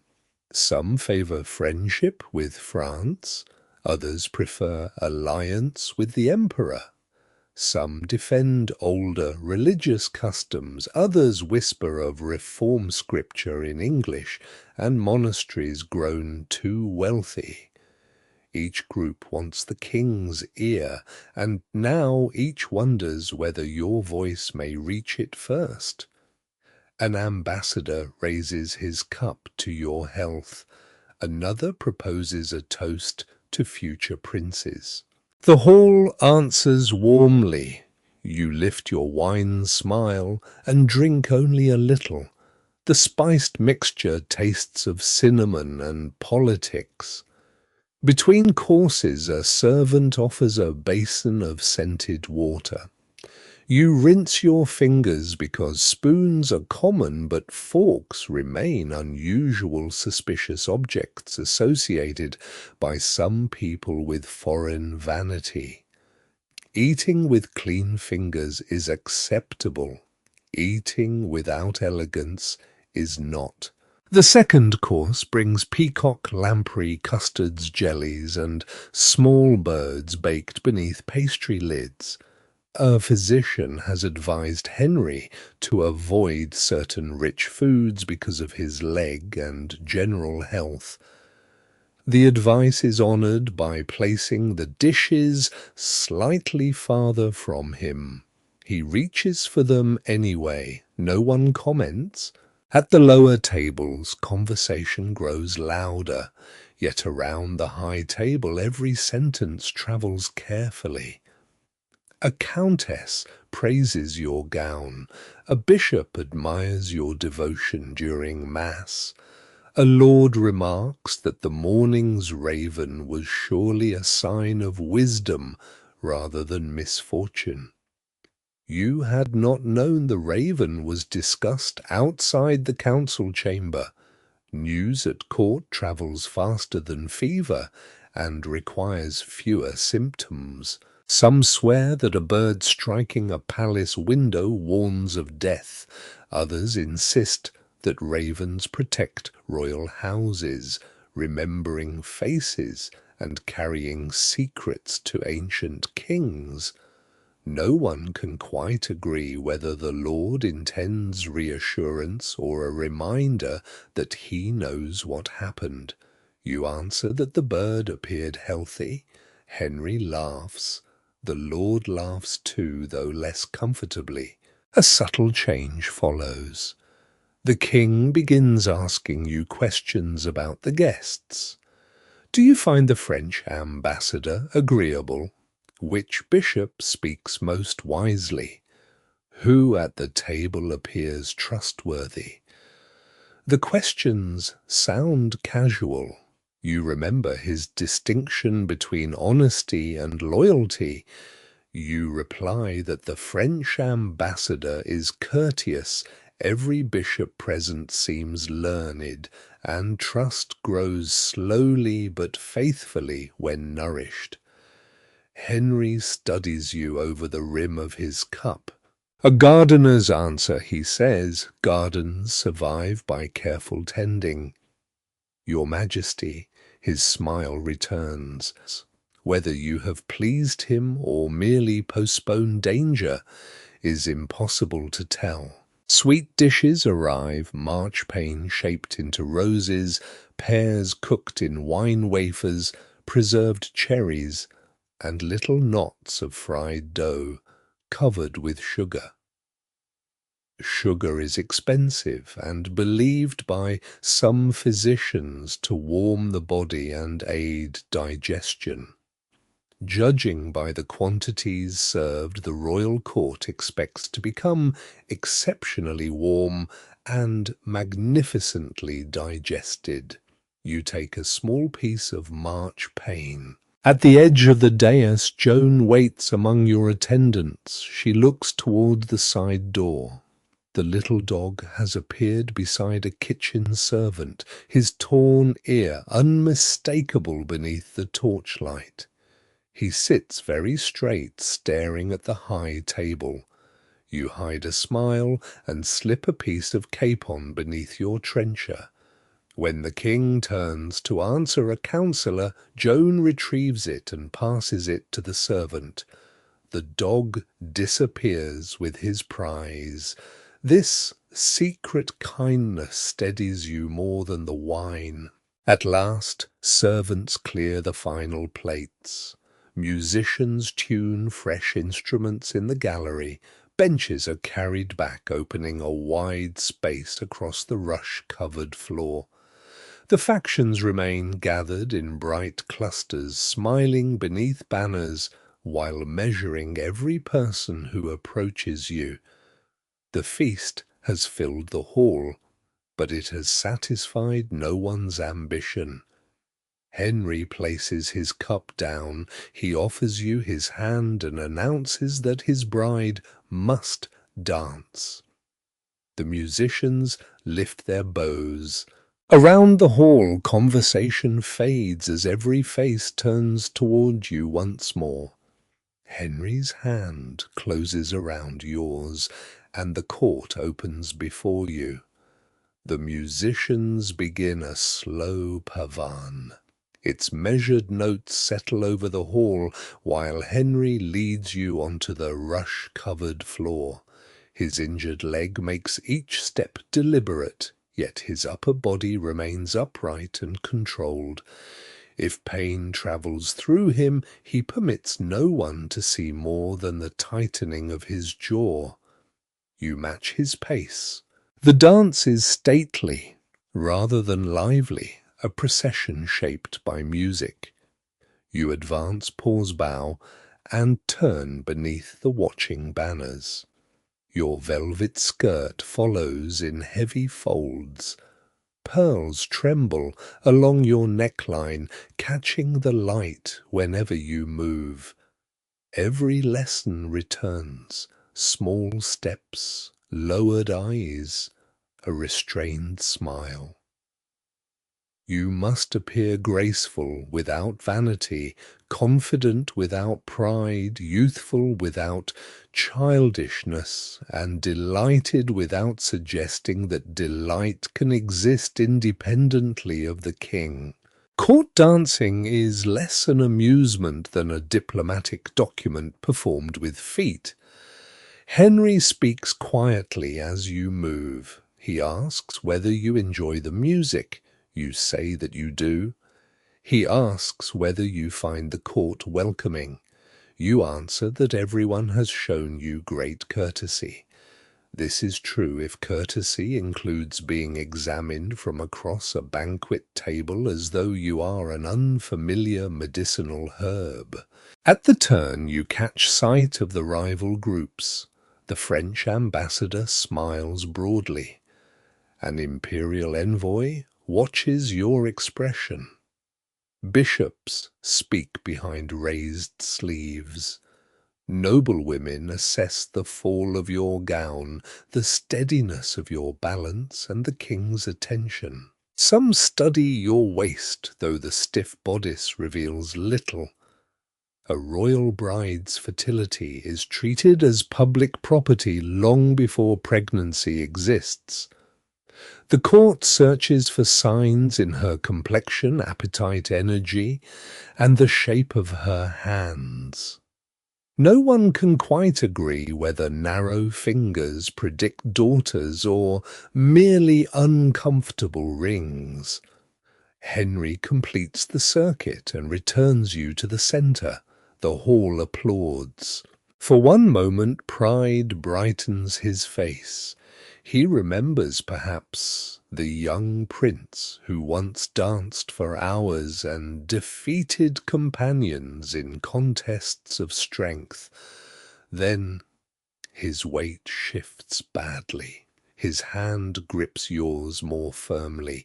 Two gentlemen step forward. Henry releases you before they reach him. With a smile, he announces that younger men must now continue where their king has shown the way.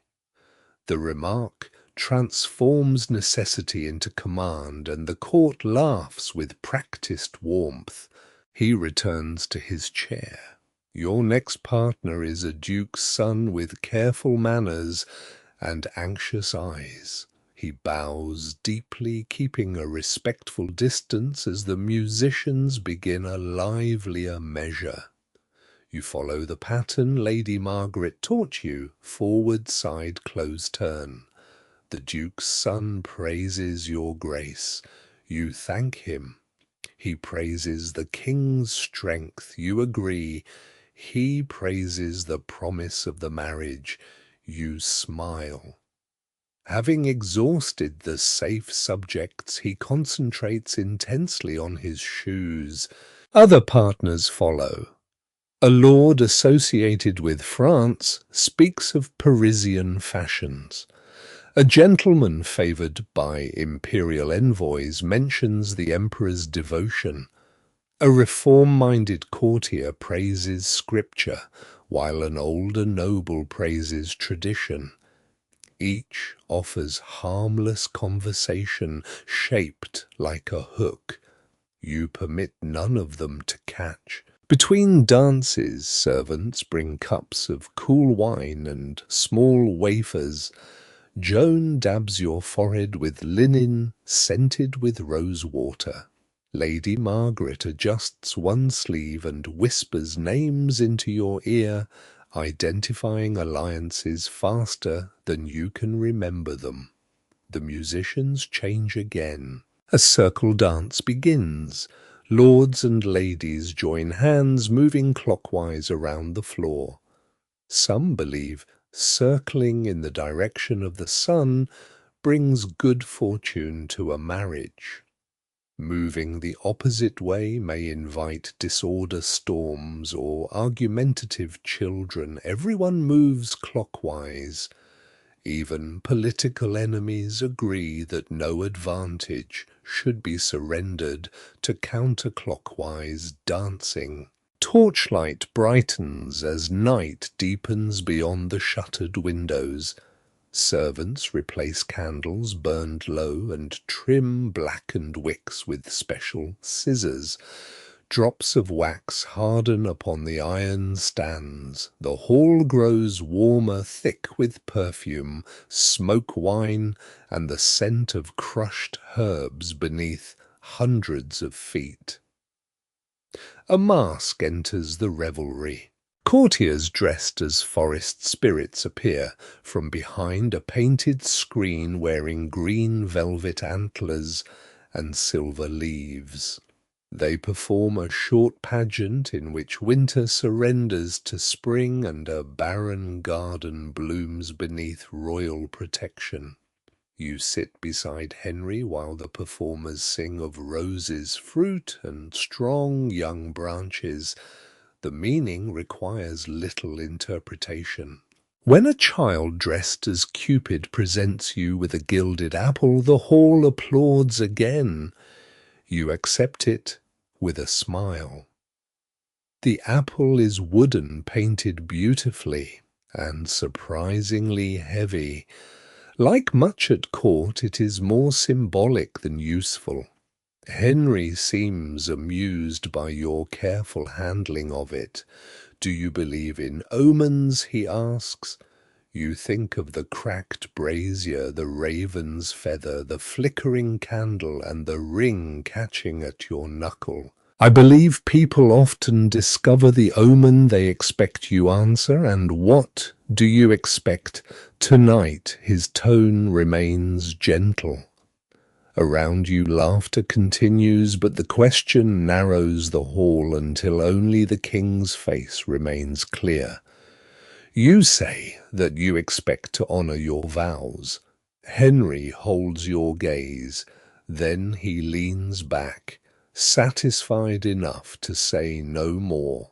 The revelry grows louder. Young courtiers dance with less restraint. Dice appear near the lower tables. A man loses a jewelled clasp in a wager and claims he intended to give it away. Musicians repeat familiar tunes while servants refill cups, yet beneath the celebration runs another current. People glance towards the palace clock. Married women whisper together. Your attendants begin disappearing through a side door preparing the royal bedchamber. Linen must be inspected.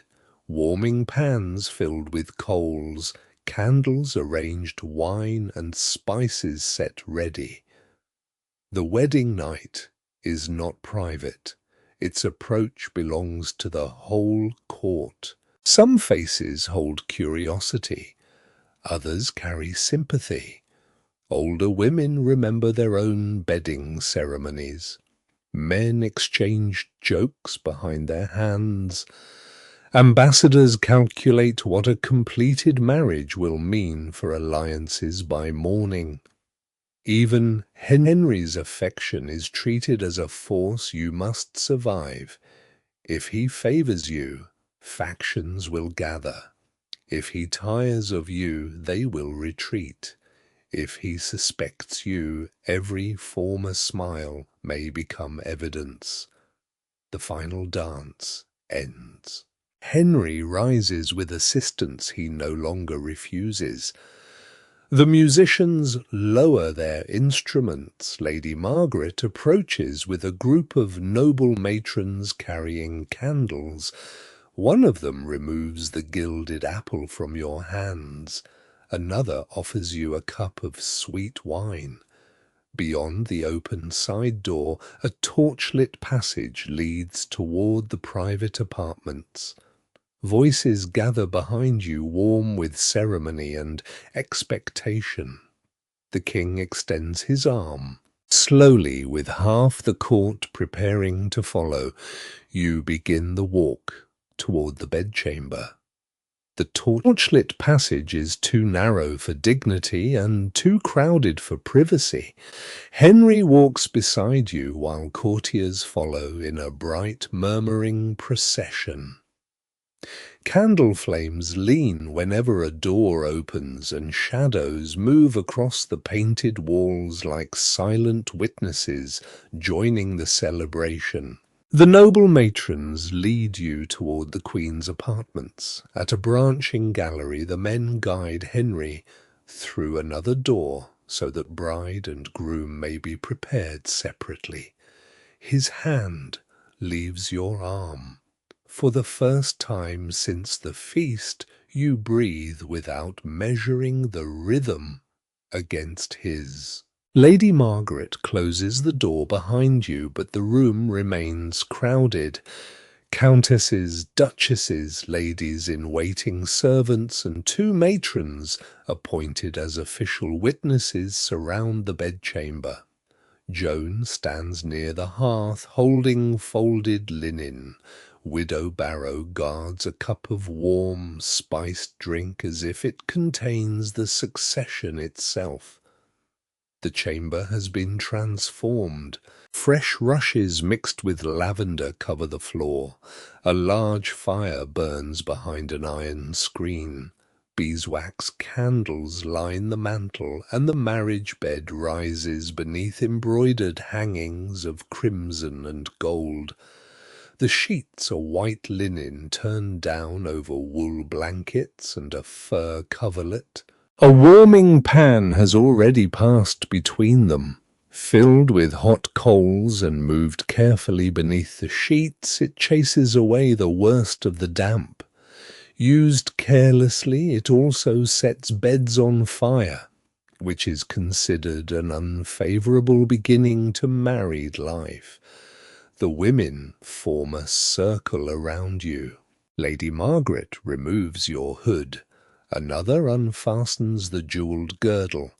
Fingers work at hooks, pins, laces, sleeves, and hidden ties. Each expensive layer is passed to Mistress Anne, who counts it before locking it away. The process is practical, ceremonial, and deeply public. Your velvet gown falls away. The stiff undergown follows. Pearls, ribbons, and fur disappear into chests. You stand at last in your linen shift, while women continue discussing the fabric, the fit your complexion, and the likelihood of a cold night. Modesty survives only because everyone pretends this is ordinary. One matron brushes your hair and divides it into loose braids. Married women cover their hair in public, but a bride may wear it unbound for the bedding, symbolizing youth and purity. A narrow ribbon of white silk is tied around one braid. Some swear that a strand of a royal bride's wedding ribbon brings fertility to the woman who keeps it. Others suspect this belief began with attendants hoping to acquire expensive silk. No one can quite agree where devotion ends and souvenir collecting begins. Joan notices one countess looking thoughtfully at the ribbon and moves closer. Widow Barrow offers you the spiced cup. It contains warm wine, egg, sugar, nutmeg, and perhaps enough clove to numb reasonable concern. Such drinks are believed to strengthen the body and settle the nerves. You sip slowly. The matrons inspect the bed. They lift each pillow, examine the linen, and look beneath the frame.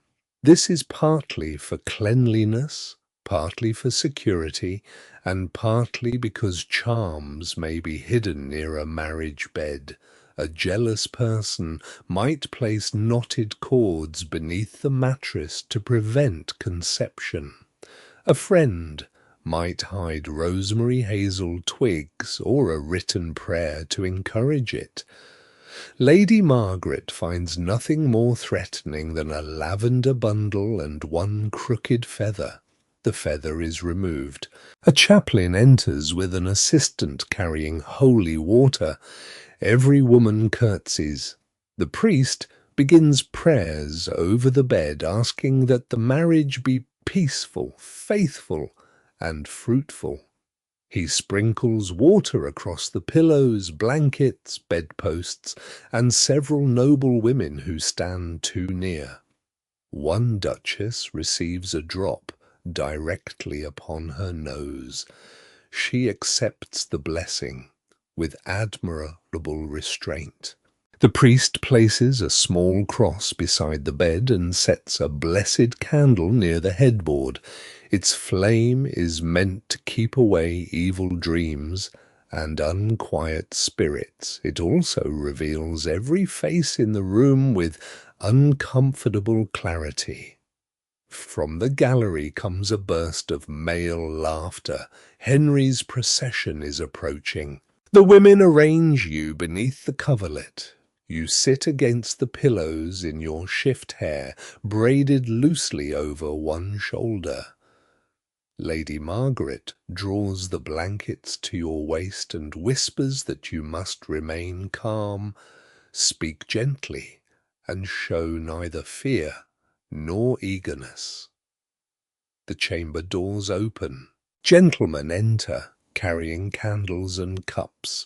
Henry follows in a long night robe of dark velvet lined with fur.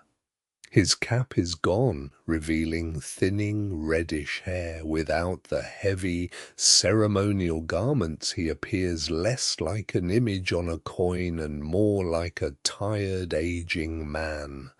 Yet the room still bends around him.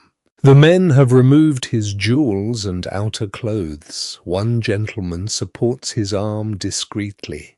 Another carries a small box of medicines for the injured leg.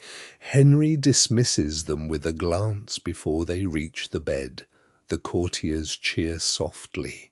A senior lord makes a joke about producing a prince before the candles burn down. Laughter fills the room. You smile because a queen must apparently greet public discussion of her fertility with serene amusement. Another guest calls for the stocking game. One of Henry's attendants removes a ribboned stocking and tosses it over his shoulder towards the unmarried women. It lands on a bishop's clerk, who turns crimson while everyone laughs. Such games are said to reveal who will marry next. The clerk removes the stocking from his shoulder with the solemnity of handling a disputed relic. Henry sits on the edge of the bed. The mattress sinks beneath his weight. Pain briefly tightens his face as he raises the injured leg, but the gentlemen who move to assist him stop when he waves them away. The priest offers a final blessing. You and Henry share a ceremonial sip from the same cup. The matrons inspect the joined hands, the occupied bed, and the witnesses gathered around it. For legal purposes, intention and appearance matter greatly. By morning, each observer may be asked to confirm that bride and groom were placed together. The room begins to empty. Guests bow, joke, whisper, and retreat through the doors. Musicians in the distant gallery play a quiet tune. Mistress Anne collects the last garments. Widow Barrow leaves the spiced cup within reach. Joan pauses beside you. She tucks the sprig of rosemary from the chapel beneath your pillow. Her fingers squeeze yours once before Lady Margaret guides her away. The little dog barks somewhere below the window. Then the oak doors close. The iron latch settles into place outside. Footsteps fade reluctantly along the gallery, though you know servants and guards remain near enough to hear any call.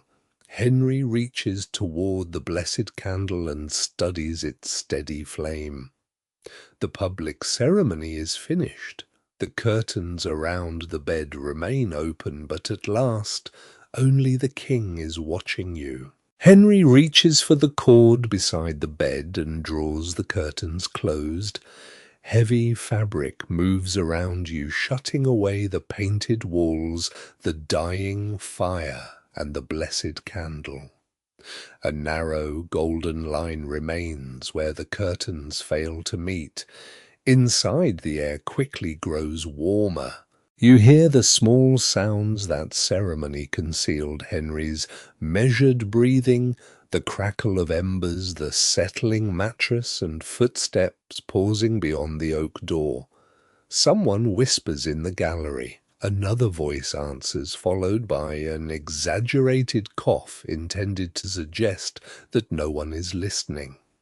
The entire court has left you alone with admirable reluctance. Henry leans against the pillows. Without cap, jewels, and cloth of gold, he seems older. The skin beneath his eyes is dark with fatigue. His injured leg lies stiff beneath the blankets, and the bitter fragrance of its dressing fills the enclosed bed.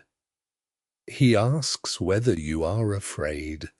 Lady Margaret prepared answers for compliments, politics, theology, and former queens. She offered nothing useful for this. You say that the day has been overwhelming. A careful answer, Henry murmurs.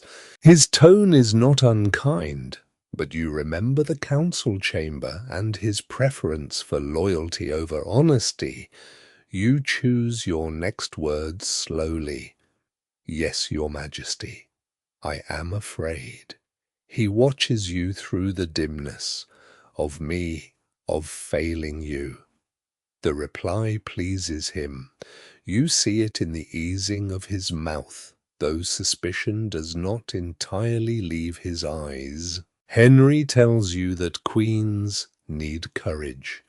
The court, he says, feeds upon weakness. Ambassadors report every hesitation.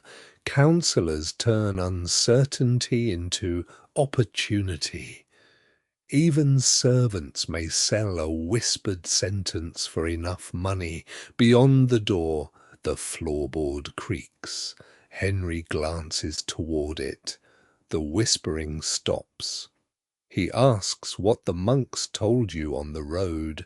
The question returns so suddenly that you feel the rosemary beneath your pillow as though it has become a thorn. You tell him they spoke of his youth, his music, his learning, and his devotion to England.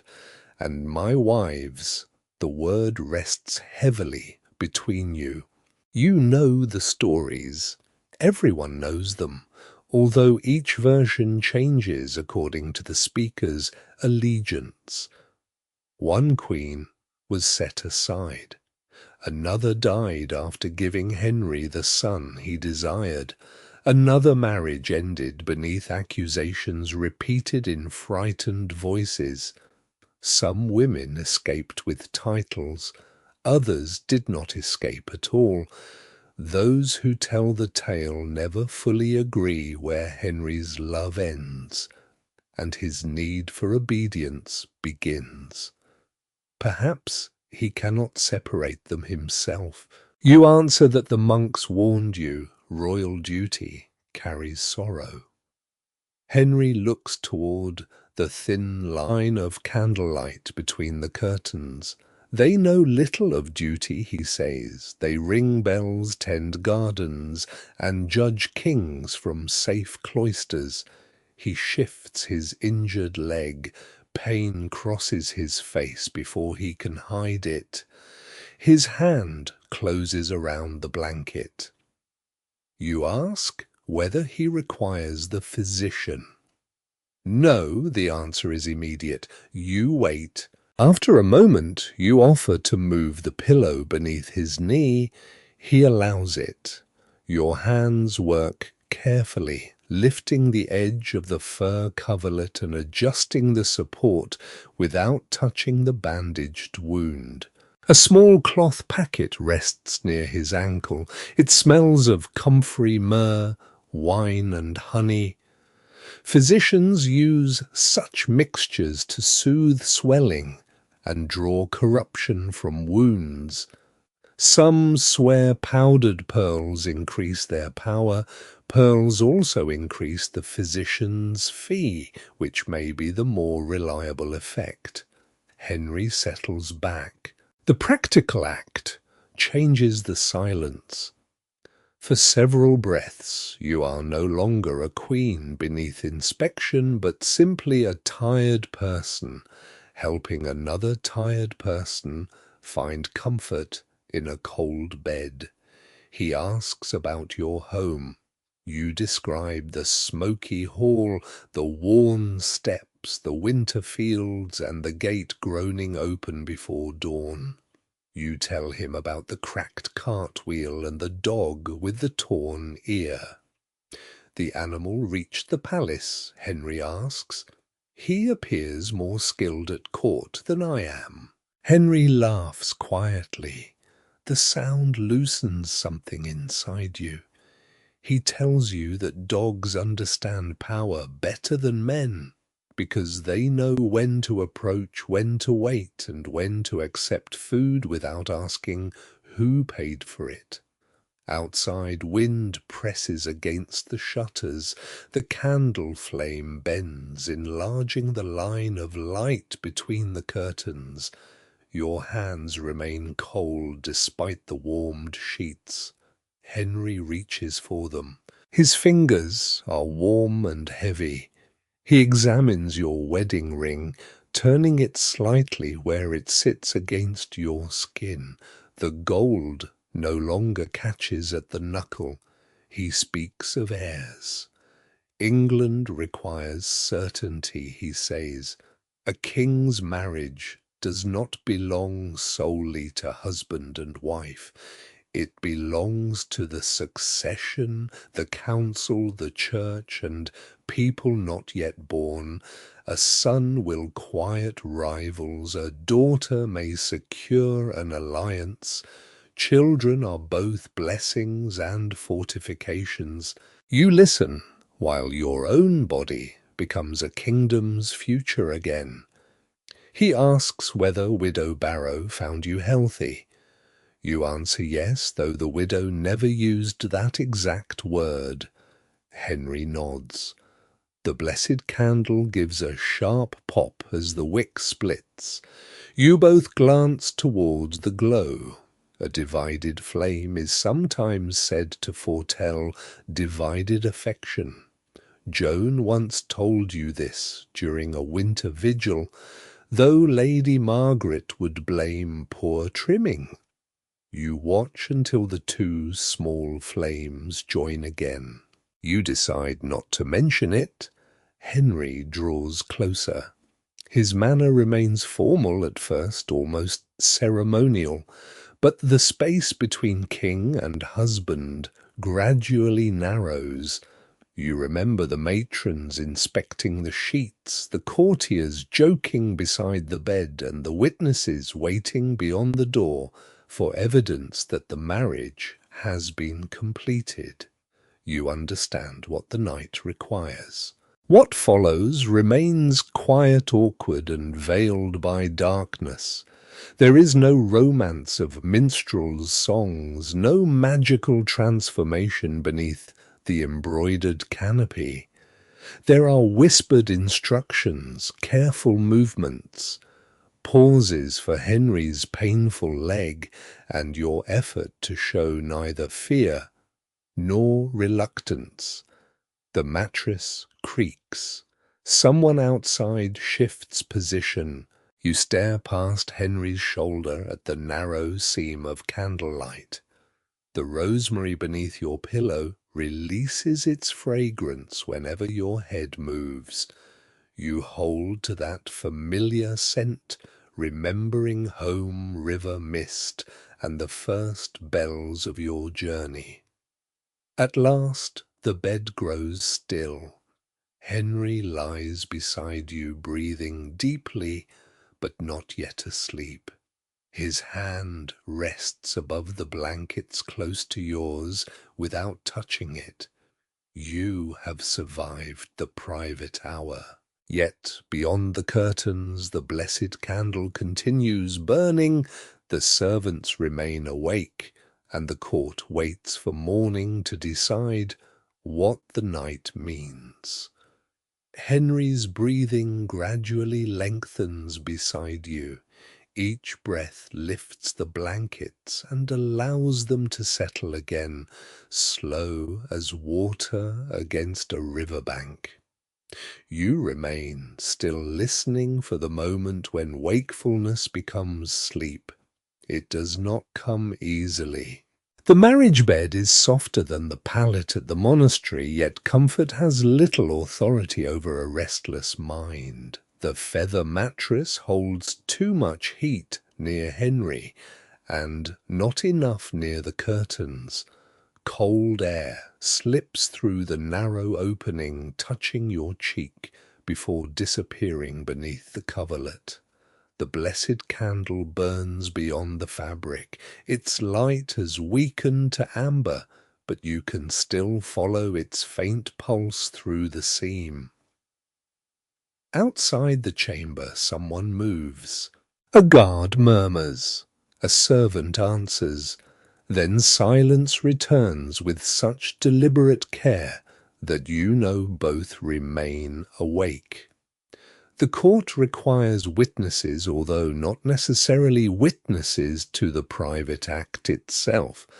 They have seen you and Henry placed in the same bed. By morning, matrons may inspect the chamber, servants may repeat what they heard, and counsellors may accept these observations as proof that the marriage is complete. Royal intimacy becomes public evidence before it becomes memory.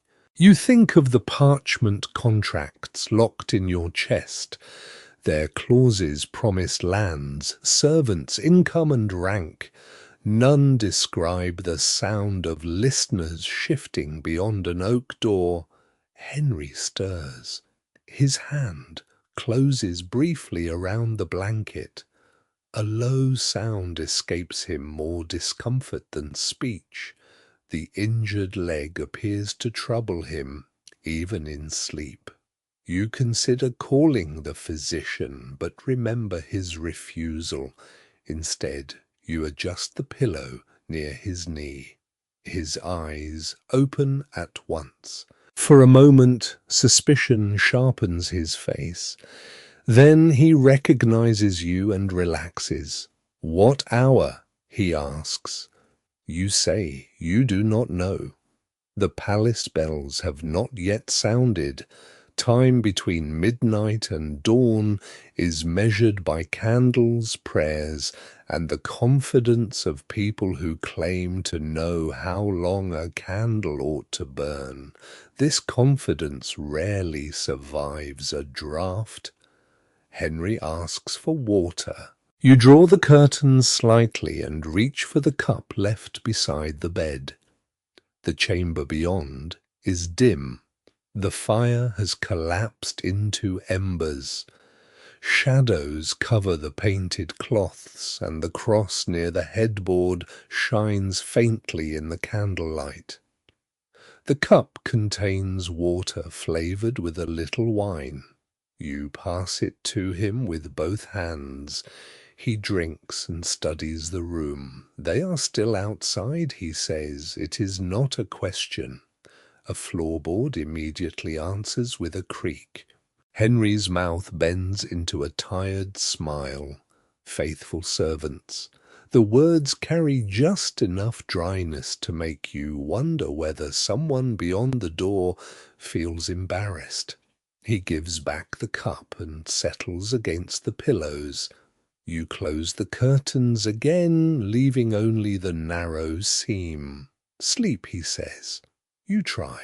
Your thoughts return instead to every omen gathered along the journey. The red thread beneath your saddle, the cracked cartwheel, the doubtful relic, the raven at the window, the divided candle flame, the wedding ring resisting your knuckle before yielding. Some swear the first dream in a marriage bed predicts the household's future. A garden promises children, clear water promises peace, a locked gate warns of separation, falling feathers suggest betrayal. No one can quite agree what it means if the bride never sleeps at all. You turn the rosemary beneath your pillow until its leaves release a stronger scent. It brings back the monastery guest house, warm pottage rain on shutters, and the little dog sleeping near your feet. Those memories feel impossibly distant, though only a few days separate them from this bed. A soft scratching comes from beyond the chamber wall. For one hopeful moment you imagine the dog has found you. Then a mouse darts beneath the painted hanging and disappears near the hearth. Even royal mice live behind cloths of gold, though they show little respect for rank. The candle shortens. Henry sleeps again. Without his waking gaze, you study the outline of his face in the dimness. Here lies the man whose wishes move armies, alter prayers, raise families and ruin them. Yet sleep reduces him to breath weight and occasional pain. You wonder whether queens before you watched him in the same way. Perhaps they counted the same bells. Perhaps they held their bodies still while the court waited beyond the door. Perhaps each believed she could remain useful enough, beloved enough, or fortunate enough to survive what came after. The remembered stories sharpen your fear, but they also make it quieter. Panic would be a luxury. You need patience, attention, and the ability to hear danger beneath courtesy. Near the darkest hour, the latch moves. You sit upright. A voice outside asks whether the king requires more fuel for the fire. Henry wakes and gives permission. The door opens only wide enough for 2 servants to enter. They keep their eyes lowered as they carry a covered brazier toward the hearth. One adds split wood. The other stirs the embers until sparks rise behind the iron screen. Neither looks toward the bed. Both notice everything. Fresh warmth reaches the curtains. The servants withdraw and the latch closes. By breakfast, the kitchens may know whether the king spoke, whether you were awake, and how far apart your shadows appeared against the hangings. Henry seems unconcerned. He tells you that a royal household cannot keep secrets, but can sometimes drown them beneath more interesting secrets. You ask whether this comforts him. No, he says, it instructs me. His honesty surprises you. The fire takes hold. Orange light moves across the chamber. Somewhere in the courtyard, horses stamp in their stalls. A cock crows too early, receives no answer, and apparently reconsiders his authority over Dawn. Henry rests his hand over yours. The gesture is neither ceremonial nor observed, unless the mouse reports it. He says the council will expect confirmation after Mass. The marriage will then be proclaimed more widely. You will receive the Queen's household answer petitions, reward servants attend ceremonies, and begin the long public labour of appearing secure. And tonight, you ask. Tonight is already becoming history. His eyes close once more. You remain beside him while darkness thins almost imperceptibly around the shutters. The candle reaches its final inch. Wax runs down one side and hardens upon the silver holder. Beyond the walls, London begins to stir. Bakers tend ovens, watchmen finish their rounds, priests wake for prayer. Servants gather outside your chamber with warmed cloths, fresh linen, and questions they will disguise as duties. Then, far across the city, one monastery bell sounds before dawn. Another answers closer to the palace. Henry opens his eyes. In the gallery, footsteps gather near the door, waiting for the hour when the night may be examined, interpreted, and announced. The final bell rolls over the palace as the oak door opens. Morning enters first as a blade of grey light, followed by Lady Margaret, widow Barrow, Joan, two noble matrons, and enough attendants to remind you that solitude has officially ended. Everyone curtsies. For a moment you remain beneath the blankets beside Henry, unsure whether the bows belong to him, to you, or to the completed marriage itself. Then Lady Margaret addresses you with careful clarity. Your Majesty. This time you do not look toward the king. You incline your head, and the smallest change passes across Lady Margaret's face. It is not quite approval, but it is near enough to warm you. The matrons approach the bed. Their examination is discreet, though no ceremony can make it private. They inspect the chamber, speak quietly with Henry, and exchange satisfied nods. The precise evidence they seek is never explained. Royal households thrive upon procedures made more impressive by remaining vague. No one can quite agree whether sheets are routinely displayed after noble weddings, or whether later storytellers enlarge a rarer custom into something universal.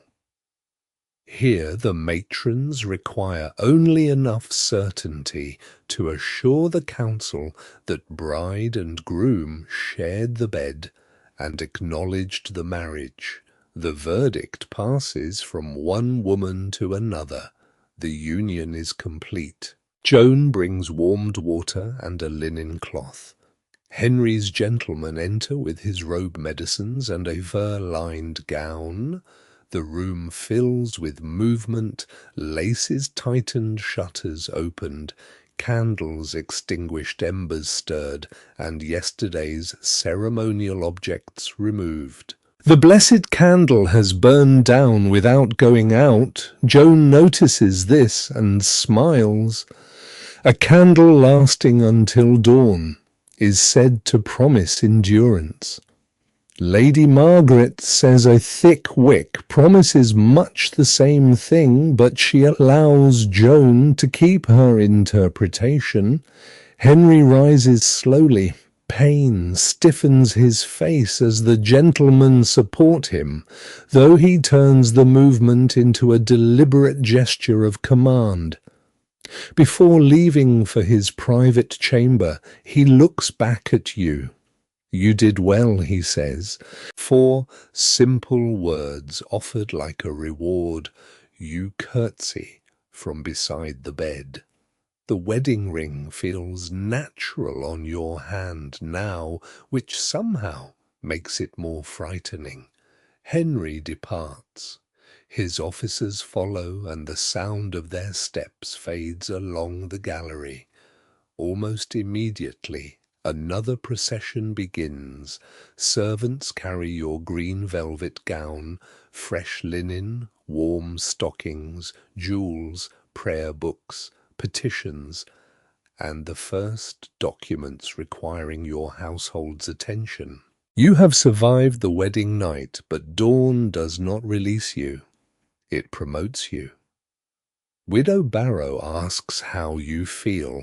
When you answer that you are tired, she recommends broth rest and a mixture of sage and honey.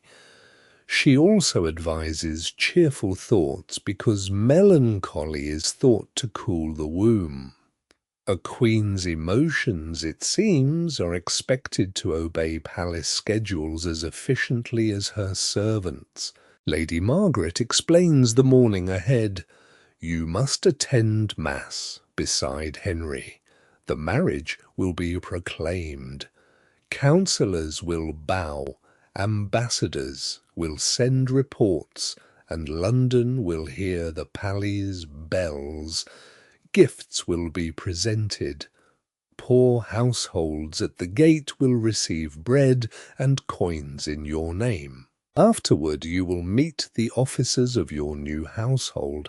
Every position carries influence. The woman guarding your jewels, the servant pouring your wine, the clerk answering petitions, even the maid warming your bed. Factions will compete to place loyal people near you. The dangerous smiles from the feast have not disappeared. They are merely waiting in daylight. Joan fastens the Tudor rose brooch to your gown. The same jewel that felt like a mark of ownership now declares your rank. She places the white wedding ribbon inside your chest, safe from souvenir hunters. From the courtyard comes a familiar bark. You cross to the window. Below, the little dog with the torn ear sits beside the kitchen boy. He has acquired a strip of roasted meat and the comfortable confidence of someone who expects breakfast at a royal table. Beyond him, winter mist rises from the Thames. Smoke drifts above London's roofs. Bells answer one another across the city, carrying news to markets, workshops, monasteries, and muddy streets. Some will call you fortunate, others will pity you. Many will judge your beauty, your obedience, and every month that passes without a child.